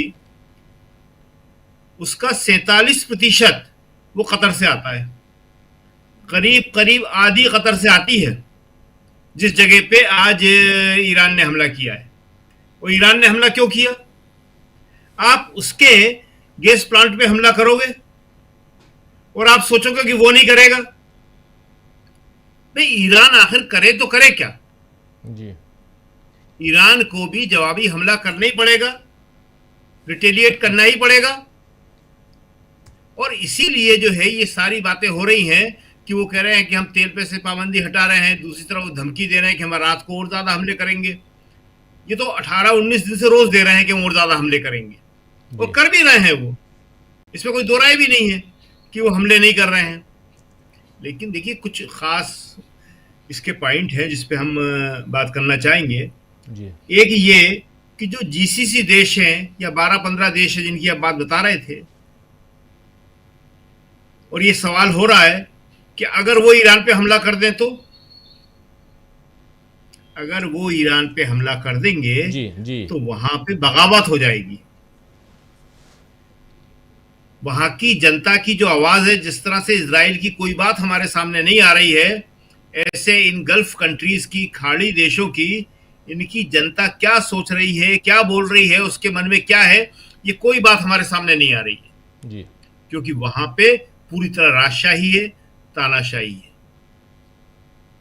ईरान में तो फिर भी चुनाव होते हैं, वहां तो कोई चुनाव नहीं होते। तो अगर वो हमला कर देंगे तो वहां बगावत हो जाएगी।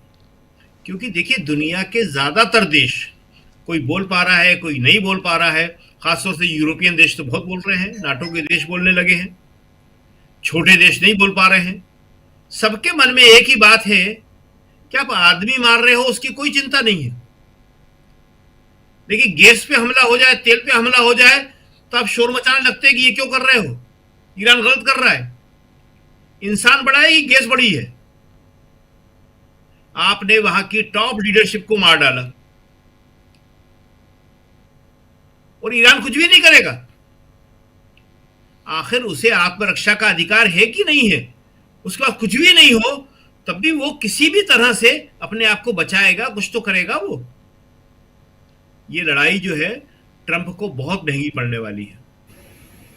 वहां पे जो नारे के साथ आए थे ट्रंप, जैसे हमारे यहाँ इंडिया फर्स्ट के नारे के साथ ये आए थे, तो वहां पे भी ये मेक अमेरिका ग्रेट अगेन, फिर से महान बनाओ अमेरिका को, और युद्ध अमेरिका को महान बना देगा। ये सवाल अब वहां के लोग पूछने लगे हैं। अमेरिका में जो घरेलू समस्याएं हैं वो ट्रंप के लिए बढ़ती चली जा रही हैं जी। क्योंकि वहां पे लोग ये बिल्कुल नहीं चाहते हैं कि उनके आदमी मरे, उनके देश में महंगाई हो, उनके यहां तेल महंगा हो। देश महान बने सब चाहते हैं, लेकिन उसकी किस कीमत पे बने, वहां की जनता की कीमत पे, ये कोई नहीं चाहता है। इसलिए समस्या जो है अमेरिका का, आप जो सवाल पूछ रहे थे, अमेरिका की बहुत बड़ी है। ट्रंप को निकलने के लिए कोई रास्ता अब नहीं बचा है। और इजराइल का जहां तक सवाल है, सारा गेम प्लान इजराइल का है। इजराइल जो है उसने अमेरिका को फंसाया है और अब अमेरिका इस बात को समझ गया है। और सुबह जो ट्रंप का बयान था वो इसी तरफ था। पहली बार वो बेकफुट पे आए थे ट्रंप साहब, इतना बड़ा बयान दिया था उन्होंने कि अब नहीं करेगा वो हमला। मतलब वो आपसे पूछ के हमला करता था पहले, और ये पहला हमला उसने आपसे बिना पूछे किया। सब तरफ कंफ्यूजन है, कोई क्लियरिटी नहीं है। और इसका जो फायदा है वो ईरान को मिलेगा, क्योंकि ईरान में जो भी आपने बताया, आज काज़मी साहब बैठे हुए थे, रोज नए गेस्ट वहां से बैठ रहे हैं जी। और एक बात सब कह रहे हैं, सबकी कॉमन है कि ईरान के जो जज्बा है उसमें कहीं कोई कमी नहीं है। क्या किसी और देश में ऐसा हो सकता है? कभी नहीं हो सकता। इतनी हिम्मत से मुकाबला करना, और इसका एक कारण है, हम बता दें आपको। क्या करेंगे वो? रोज हमले हो रहे हैं, मिसाइल से हो रहे हैं, ड्रोन से हो रहे हैं। आप करोगे क्या? आपको अपना जज्बा बनाए रखना पड़ेगा, लड़ना ही पड़ेगा। आप इसके अलावा कर क्या सकते हो? आपके अलावा और चारा क्या है कि ईरान क्या करे? लोग पूछते हैं ईरान क्या करे, तो ईरान क्या करेगा? ईरान कुछ भी नहीं कर सकता है। ईरान वही कर सकता है जो आज ईरान कर रहा है। जी राजीव जी। जी बिल्कुल, ईरान वही कर सकता है जो आज ईरान कर रहा है। ईरान यहाँ साफ साफ सीधे शब्दों में कहूँ तो ईरान पूरी तरह से तैयार है और वो आगे बढ़ रहा है। आज ईरान 5 गुना ज़्यादा हमला करते हुए दिखाई दे रहा है। जल्दी से अमलेंदु जी, और क्या कुछ कर रहा है ईरान, ज़रा ये बताइए और आगे बढ़ते हैं। अमेरिका कहाँ दिखाई देता है? क्या इजराइल और अमेरिका के बीच किसी तरह की दूरियाँ भी दिखाई देती हैं? आवाज नहीं आ रही अमलेंदु जी। जी राजीव जी, दूरियां जो है वो बढ़ती हुई दिखाई पड़ रही हैं अमेरिका और इसराइल के बीच में। ये तो साफ तौर पर दिखाई पड़ रहा है। हालांकि खबरें जो आ रही हैं वो 3 इजरायली रिपोर्टर्स हैं, उन्होंने कहा है कि ट्रंप को जानकारी थी और ट्रंप की जानकारी से ही जो है वो फार्स पे जो गैस पे जो हमला हुआ वो उनकी जानकारी में किया गया है। लेकिन जब ईरान ने पलटवार किया कतर और सऊदी और कुवैत पे, उसके बाद ट्रंप के फाख्ते जो थे वो होश, मतलब उनके होश जो थे वो फाख्ता हो गए और तब उन्होंने कहा कि भाई हमारी जानकारी में ये नहीं था। तो यानी अब ट्रंप जो है वो पल्ला झाड़ने की कोशिश कर रहे हैं इजराइल से, ये समझ में आ रहा है राजीव जी। इधर इस समय हम लोग जो इस समय चर्चा कर रहे हैं, बहरीन के ऊपर फिर हमला किया है ईरान ने, और पूरे बहरीन में इस समय सायरन बज रहे हैं, और वहाँ का जो आंतरिक सुरक्षा मंत्रालय है उसने नागरिकों से कहा है कि आप लोग अपने घर में रहिए। तो ये राजीव जी इस समय मतलब मध्य पूर्व से जो है इस समय बड़ी खबर ये है कि बहरीन के ऊपर इस समय हमला ईरान कर रहा है। अब जिस तरीके से राजीव जी देखा जाए कि ये बातें की जा रही हैं कि साहब वो अब आज रात तगड़ा हमला करेंगे और क्या क्या करेंगे, तो वो तो रोज कहते हैं कि आज रात तगड़ा हमला करेंगे, हमला तो तगड़ा होता ही है, हमला तो जो है लगातार तगड़ा होता है, तो इसमें तो कोई रोकने वाली बात ही नहीं है कि हमला तगड़ा नहीं होगा। तो लेकिन उस हमले का नतीजा क्या होगा, ईरान तो साफ तौर पर कह चुका है कि भाई आप जिस भाषा में बात करेंगे उसी भाषा में हम आपको जवाब देंगे। जी। यानी कि एक तरीके से देखा जाए तो ईरान ने साफ तौर पर कह दिया है कि अगर आप हमारे नागरिक क्षेत्रों पर हमला करेंगे तो हम भी नागरिक क्षेत्रों पर हमला करने को मजबूर होंगे। हालांकि अब तक नहीं किया है ईरान ने, लेकिन अगर आपने जो एनर्जी फैसिलिटीज हैं उनके ऊपर हमला किया तो उसका जवाब उसने दे दिया। तो ये राजीव जी अब देखने में साफ तौर पर आ रहा है। इधर जो जर्मनी के चांसलर हैं मर्ज, उन्होंने साफ तौर पर कहा है कि हम अभी बीच में हस्तक्षेप नहीं करेंगे, हम तब बोलेंगे जब बंदूकें शांत हो जाएंगी उस क्षेत्र में। तो यानी ट्रंप साहब को जो उम्मीद थी, अब ये बाहर देश जो क्या करते हैं राजीव जी अलग का मसला, ये बाहर देश क्या करेंगे और कहाँ जाएंगे, लेकिन जो थी उम्मीद उसको लेकर साफ तौर पे समझ में आ रहा है कि वो मतलब पश्चिमी देशों से, यूरोप से उनको उस तरीके की मदद नहीं मिल पा रही है। भले ही इमैनुअल मैक्रोन जो है वो दोहरा रवैया अपना रहे हो, दो तरीके की बातें कर रहे हो, लेकिन कोई जंग में कूदने के लिए उस तरीके से तैयार ट्रंप साहब के साथ दिखाई नहीं पड़ता, ये साफ तौर पर समझ में आ रहा है। अब राजीव जी ये जो 12 देश है इनमें देखिए पाकिस्तान भी शामिल है और इसमें तुर्की भी शामिल है और इसमें सऊदी अरब भी शामिल है। सऊदी अरब के विदेश मंत्री जो है वो अभी जो है इजराइल के खिलाफ यूएन में बड़ा लंबा चौड़ा भाषण देकर चुके हैं इजराइल के खिलाफ। वही तो तुर्की मीटिंग के हुई है, राष्ट्रपति, सऊदी अरब में तो मीटिंग हाँ हुई है, वही मीटिंग हुई है, उससे पहले वो बोल चुके हैं, मतलब वहां इजराइल के खिलाफ दे चुके हैं। इसी तरीके से तुर्की के जो राष्ट्रपति हैं एर्दोगन साहब, वो इजराइल के खिलाफ बहुत ज्यादा बोल चुके हैं कि इजराइल ने जो है गजा में, ईरान में और लेबनान में जो है वो नागरिकों पर हमले किए हैं और इसको जो है कब्रगाह बना दिया है बेगुनाह नागरिकों की। ये शब्द एर्दोगन साहब के हैं। तो अब ऐसे में अगर ये सब बात करते हैं तो देखना ये है कि ये क्या इस पर एक्शन लेंगे, क्योंकि देखिए राजीव जी जाहिर बात है कि अगर हमारे ऊपर कोई हमला होगा तो हम स्वीकार तो नहीं करेंगे, यही कहेंगे भाई हम भी जवाब दे सकते हैं, हम भी जवाब दे सकते हैं, लेकिन जवाब देंगे कि नहीं देंगे तो आने वाला समय बताएगा। भाई आप जवाब देंगे किसके दम पर, आप जवाब देंगे अमेरिका के दम पर, वो अमेरिका तो खुद इस समय पिट रहा है, तो आपको वो क्या दम देगा, आपके पास अपना क्या है जिससे आप जो है वो हमला करेंगे। तो ये राजीव जी इनका है, सिर्फ पाकिस्तान जो है उसका है, लेकिन पाकिस्तान भी अंदर अंदर तो मिला हुआ है ईरान के साथ में। अब गए हैं, चूंकि वो एक मुस्लिम नाटो बनने की बात चल रही है तो उसके लिए गए हैं, उस तरीके से वहां भी उनके साथ खड़े हो गए इन देशों के साथ में, मुस्लिम देशों के साथ में बताने के लिए कि हम मुस्लिम देश हैं। लेकिन ये पाकिस्तान भी क्या आएगा आगे बढ़कर, इसका देखना होगा। अब जिस तरीके से कल तुलसी गैबार्ड जो है उनकी इंटेलिजेंस की जो मुखिया हैं अमेरिकी इंटेलिजेंस की, अब वो तो पाकिस्तान को भी बता रही है कि ये भी जो है अमेरिका पे हमला कर सकता है, ये भी बना रहा है परमाणु हथियार जो है ये हमले कर सकते हैं। और दूसरा राजीव जी, उन्होंने तुलसी गैबार्ड ने तो ट्रंप के खिलाफ ही बयान एक तरीके से दे दिया, ये कहते हुए कि मैं उनकी बेइज्जती करना नहीं चाहती ट्रंप की, बहुत सी बातें जिनको मैं छुपा रही हूँ मैं कहना नहीं चाहती, लेकिन ईरान जो है वो जब 12 दिन का युद्ध हुआ था उस समय भी ईरान जो था वो यूरेनियम एनरिच करने की क्षमता उसकी, मतलब परमाणु बनाने की नहीं थी और आज भी नहीं है। तो यानी जिस मकसद को लेकर आप गए थे वो मकसद जो है वो आपके अंदर से ही वो चीजें आ रही हैं। इधर कल जिसने इस्तीफा दिया वो जो कैंट जो है, अब राजीव जी खबर आ रही है कि उनके खिलाफ FBI जो है वो जांच करेगी। तो मोदी जी का जो प्रभाव है ट्रंप साहब के ऊपर वो राजीव जी लगता है कि असर कर रहा है, इसको आप ऐसे समझ सकते हैं। जी, मोदी जी का प्रभाव असर कर रहा है ट्रंप के ऊपर, आप कह रहे हैं। चलते थोड़ा और आगे बढ़ते हैं, समय कम है लेकिन जल्दी जल्दी समापन की ओर बढ़ेंगे। प्रशांत जी, क्या यहाँ से जो दो बातें आ रही हैं, एक तो ये कि ट्रंप प्रशासन लगातार और आज इस बात को ज़्यादा प्रचारित कर रहा है कि आज की रात जो है बहुत बड़ा हम हमला करने वाले हैं ईरान के ऊपर। ईरान हमला किए जा रहा है, लगातार कर रहा है हमला, और इसमें जो अरब कंट्रीज़ हैं, अरब कंट्रीज़ का, क्योंकि हमला कहाँ से हो रहा है, इन्हीं अमेरिकी बेस से कर रहे हैं, और इन अमेरिकी बेस पे से हमला करने में इनकी जो मीटिंग हुई है, क्या यहाँ से इस जंग को और आगे बढ़ते हुए हम देखेंगे, जहाँ से अमेरिका को और ताकत मिलते हुए हम देखेंगे? देखिए, एक बात हम लोग साफ समझ रहे हैं राजीव जी, हम लोगों ने कल भी इस पे चर्चा की थी कि ईरान की जो पकड़ है हरमुज पे, उस पकड़ का कोई अभी तोड़ अमेरिका के पास नहीं है। नहीं है। वो वहां वो जहाजी बेड़े नहीं भेज सकते, वहां वो उसको एयरफोर्स से भी नहीं कर सकते, क्योंकि वो बहुत ही मल्टी लेयर्ड सिस्टम बना है और दशकों में बना है। और मैं एक अपडेट भी दे दूं इसके साथ साथ कि जब से युद्ध शुरू हुआ है, हरमुज पे ईरान 20 जहाज डुबा चुका है। तो इसलिए हरमुज का कोई इलाज इनके पास नहीं है मेरा। एक बात। दूसरी बात कि ट्रंप ने कई बार ये कहा है कि हमने ईरान को पूरी तरीके से बर्बाद कर दिया और ईरान इस काबिल नहीं है कि कुछ करे। उसके बाद क्या होता है कि इजराइल अटैक करता है पार्स पे, जो कि ईरान का ऑयल डिपो था, और उसके कुछ ही घंटे के अंदर तहस नहस कर दिया कतर के अंदर ईरान ने रास लफान को।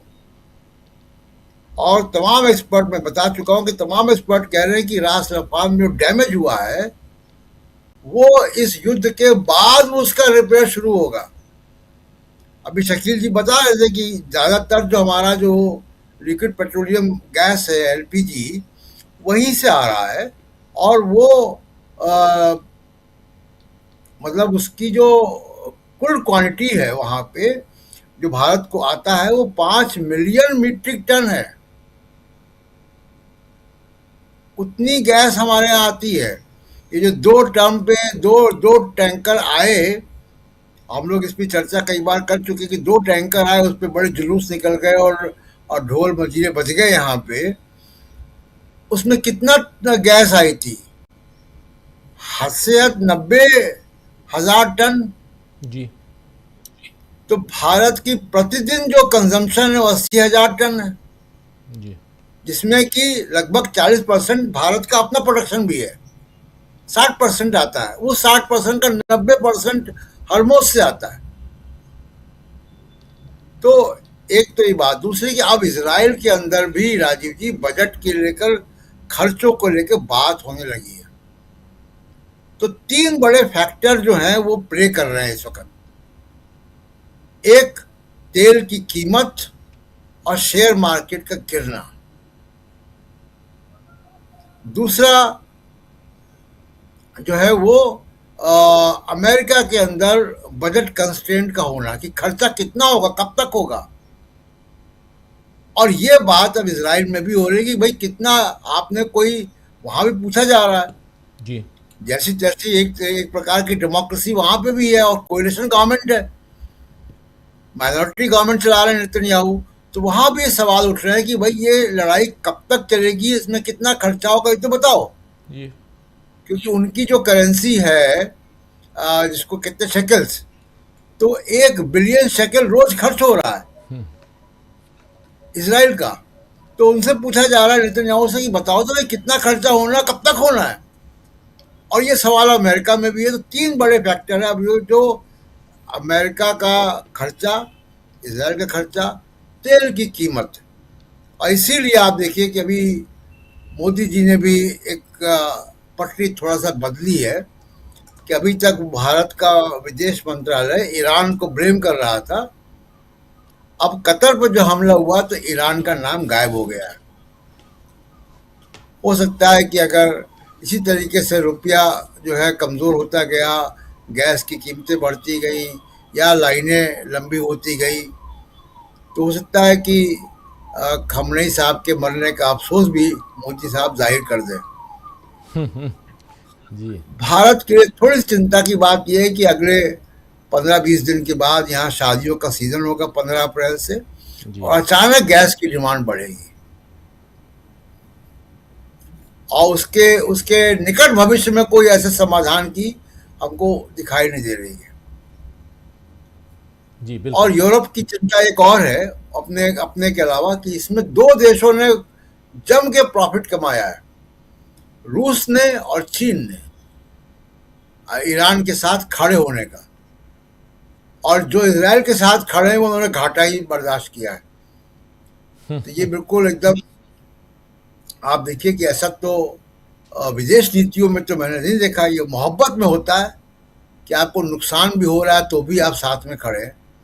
किस देश को बताइए कि जीसीसी कंट्रीज हो, भारत हो, जो भी इजराइल के साथ खड़े हैं, उनको क्या कोई फायदा मिला है? तो विदेश नीति को कूटनीति में और आशिकी में दोनों में फर्क है। जी ये इमोशनल फैसले नहीं होते हैं। नेशनल इंटरेस्ट कहाँ है आपका? तो चीन और रूस ने तो अपने नेशनल इंटरेस्ट के हिसाब से काम किया, वो पैसा कमा रहे हैं। जी जी जी। प्रेम कुमार जी, क्या आपको भी लगता है कि यहाँ पे जब विदेश नीति की बात, थोड़ा भारत की विदेश नीति की बात हम कर लेते हैं, भारत की विदेश नीति जो है इस वक्त जब इजराइल अमेरिका एक साथ और ईरान पे हमला कर रहे हैं, और ऐसे में ईरान की चिंता से ज़्यादा चिंता अगर इजराइल की हो रही है, उन देशों की हो रही है जिन देशों पर ईरान जो है वो रिटेलिएट करते हुए हमला कर रहा है, जैसे जिसमें कतर है, कुवैत है, सऊदी है, यूएई, इन सब के प्रमुखों से प्रधानमंत्री की बातचीत और ईरान के साथ एक नर्म रवैया, ये नहीं मैं कहूँगा कि ईरान को बिल्कुल ही यहाँ खारिज कर दिया गया है, लेकिन एक नर्म रवैया, दूसरे ढंग का रवैया जो है, जो होना चाहिए था वो नहीं, शिथिल पड़ा हुआ अगर रिलेशन कहा जाए तो ऐसा, इससे आने वाले समय में जब वर्ल्ड ऑर्डर की बात हम करते हैं कि आने वाले समय में वर्ल्ड ऑर्डर कुछ और दिखाई देगा, उसमें भारत कहाँ और किन गलतियों के कारण दिखाई देता है? जी, देखिए, एक बात तो साफ तौर पर दिख रही है कि जो ईरान जिन देशों के अमेरिकी एयरबेस पर अटैक किया खाड़ी के, तो उसमें भारत ने सबके साथ में फोन करके बातचीत की, नरेंद्र मोदी जी ने बातचीत की। तो यहाँ एक पोजीशनिंग दिखती है, लेकिन ये पोजीशनिंग बहुत स्ट्रांग इसलिए नजर नहीं आती है क्योंकि जिन देशों के साथ हम बातचीत कर रहे थे, सहानुभूति जता रहे थे, उन देशों ने स्वयं रिटेलिएट करने का, माने जवाब देने का जो ऑप्शन है, उस ऑप्शन को पर अमल नहीं किया। इसके बजाय वो यूएन के पास में जा रहे हैं, यानी वो प्रतीकात्मक लड़ाई को लड़ रहे हैं और ओरिजिनल लड़ाई लड़ने से बच रहे हैं। तो जो अपनी लड़ाई खुद लड़ने को तैयार नहीं है, उसको आप फोन करके साथ दे रहे हैं, और जो अपनी लड़ाई और सच्ची लड़ाई ईमानदारी के साथ लड़ रहा है, जिसके धर्मगुरु खामनेई की हत्या हो गई, जहां स्कूली बच्चियों की हत्या हो गई, लीडरशिप को मार डाला गया, उस लड़ाई को सत्य असत्य सही गलत के आधार पर बोलने से हमारा देश कतरा रहा है, भारत कतरा रहा है, जो भारत की पहचान नहीं रही थी। तो ये जो पोजीशनिंग है, इसमें हम कहां खड़े होंगे, ये सवाल है।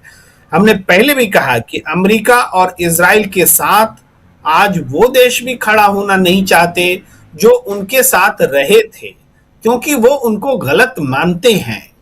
लेकिन भारत जो उस तरह से कभी साथ नहीं रहा था अमेरिका और इजराइल के, आज उसके साथ खुलकर खड़ा है।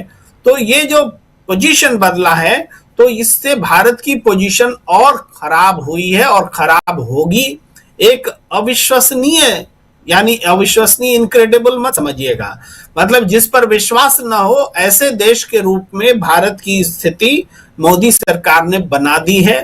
तो जो रूस, चाइना, सब लोग अमेरिका के खिलाफ में समांतर अर्थव्यवस्था चलाते हैं, विश्व शक्ति हैं, उन देशों ने भी ईरान को मदद करने का रास्ता अख्तियार किया, भले ही खुलकर न करे। रूस ने तो खुलकर किया है और चाइना ने भी कहा, उसी तरीके से मदद की है। तो उनकी एक पोजीशनिंग है, तो उनकी पोजीशनिंग साफ है। ये पाकिस्तान तक की भी पोजीशनिंग दिखती है कि मतलब कम से कम ईरान में जो मानवीयता के आधार पर जो बात बोलनी है वो बोली जानी चाहिए, वो उसकी दिखती है। तो ये यहाँ पर हम लोग लूज कर रहे हैं मानवता का पक्ष लेने के लिए, ह्यूमैनिटी का फैक्टर, जो हम वसुधैव कुटुंबकम बोलते हैं, मानवता बोलते हैं, हमारी सनातन परंपरा बोलते हैं, भारतीय परंपरा बोलते हैं, उन सब से देश को खींच के कहीं और लेकर चले गए हैं नरेंद्र मोदी जी। जी जी, बिल्कुल बिल्कुल। और आप कैसे देखते हैं शकील जी? और थोड़ा सा एक इन्फॉर्मेशन देना बहुत ज़रूरी है, इससे इस प्रोग्राम के तुरंत बाद आपको फिर से हम ले चलेंगे उधर ईरान ले चलेंगे। और ईरान में जो इस युद्ध की रणनीति बनाने वाला कौन है और इसके पीछे ईरान की जो मजबूत ताकत है वो क्या है, इन सब पे विस्तार से चर्चा करेंगे हम। तो इस कार्यक्रम के तुरंत बाद आप जुड़िए हमारे साथ फिर से, और भी ईरान से हमारे साथी जुड़ेंगे और भी बहुत कुछ बातें उनके साथ हम करेंगे। लेकिन शकील जी, आपके पास आना चाहता हूं जल्दी से क्लोजिंग कमेंट के लिए। शकील जी, क्या यहाँ भारत कहीं ना कहीं इस जंग में, और जो जंग चल रही है, जो स्ट्रेटजी के रूप में डिप्लोमेसी में पिछड़ गया है? डिप्लोमेसी सही वर्ड होगा, उसमें पिछड़ गया है क्या? उसने जो अपनी पुरानी भूमिकाएं थी, जो उसका पुराना नाम था, वो सब भी खत्म कर लिया है। 2 जहाज आने पर हम यहाँ पे अपने समर्थकों को खुश करने के लिए, भक्तों को खुश करने के लिए, गोदी मीडिया को खुश करने के लिए तमाशा बना रहे हैं। 22 जहाज फंसे हुए हैं हमारे वहां पे, ये कहीं मीडिया में आपको नहीं दिखेगा। 22 जहाज तो अभी वहां पे हमारे फंसे हुए हैं जल डमरूबंदी में, हॉर्मुज स्ट्रेट में, और उसमें 600 से ऊपर जो उस पे नाविक होते हैं वो लोग हैं जी। उनके बारे में कोई बात करी? देखिए, आज जो है ईरान के साथ में तो बहुत सारे देश खड़े हुए हैं। रूस तो खुलेआम है, चीन है, यूरोप के देश हैं। अमेरिका और इजराइल के साथ कौन है? अमेरिका और इजराइल के साथ कोई नहीं है। और अगर कोई दिखता है प्रत्यक्ष या अप्रत्यक्ष या छद्म रूप से, तो वो हम हैं। हम जो है इस वक्त पे खुल के शांति के पक्ष में कहीं दिखाई नहीं दे रहे हैं। हम उनके पक्ष में दिखाई दे रहे हैं जिन्होंने इस युद्ध को शुरू किया। अगर हम जीसीसी देशों से बात करते हैं तो उनसे बात करने का आज क्या मतलब है? वो तो अपनी जमीन जो है मुहैया करा रहे हैं अमेरिका को और इजराइल को कि यहां से आप हमले करो ईरान के ऊपर। पीड़ित कौन है आज? आदमी किसके मरे? सुप्रीम लीडर किसका मरा? बच्चियां किसकी मरी? जी। सबसे पहले गैस पे हमला कहां हुआ? ईरान में। उससे आप बात नहीं कर रहे।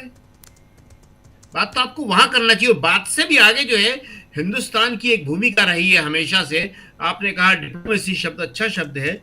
डिप्लोमेसी और भारत इसमें एक निर्णायक बढ़त लेता था युद्ध समाप्त करवाने का। जी। युद्ध समाप्त करवाने की कोशिश के बारे में एक शब्द 20 दिन में बोला क्या हमने कि युद्ध कैसे समाप्त हो?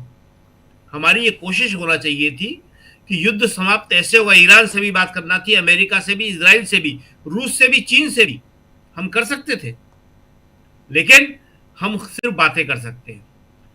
भारत की भूमिका जो है आज की तारीख में बहुत अच्छी नहीं है, और ये हमारे देश का जो नाम था, जो संप्रभुता थी, वो आज हमने अपने आप ही मिट्टी में मिला दी है। बिल्कुल, हमारी सोवरेनिटी, इंटीग्रिटी, सारी चीज़ें कहाँ हैं? और लेकिन भारत सरकार अब सोशल मीडिया पे लगाम कसने की तैयारी पूरी कर चुकी है, आप लोगों को पता ही होगा।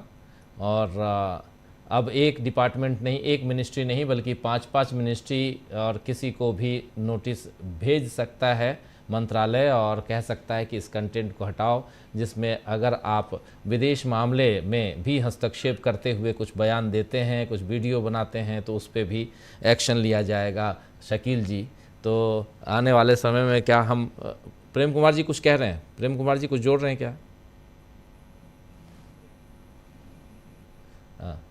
तो आने प्रेम कुमार जी ज़रा अनम्यूट कर लीजिए। आप कुछ जोड़ रहे हैं, अनम्यूट कीजिए प्रेम कुमार जी। नहीं, आवाज़ नहीं आ रही। चलिए, कोई बात नहीं, इन सब पे इस पे बात करेंगे आने वाले समय में। लेकिन बहुत इम्पोर्टेंट चैप्टर है, बहुत कुछ है अभी। उधर 5 राज्यों के चुनाव हैं, इस बीच बहुत कुछ इधर संसद से बाहर निकल के, और उसके अलावा सरकार की तैयारियां, ये सब हम देख ही रहे हैं। लेकिन इन सब के बीच सबसे बड़ी खबर, सबसे बड़ी घटना जो पूरी दुनिया की तस्वीर को बदल सकती है, वो अभी मिडिल ईस्ट में जो चल रहा है उस पर इसलिए हमारी निगाहें और सबसे ज़्यादा हम समय इस पे दे रहे हैं। ईरान जंग पे बहुत ज़रूरी है, और उसके अलावा चुनाव और बाकी चीज़ें तो हम आप तक पहुंचाएंगे ही। बहुत बहुत शुक्रिया शकील जी, बहुत शुक्रिया प्रशांत जी, बहुत शुक्रिया प्रेम कुमार जी, बहुत बहुत शुक्रिया अमलेंदु जी, आप सबका बहुत शुक्रिया, बहुत धन्यवाद इस चर्चा में बने रहने के लिए। और उधर सीधे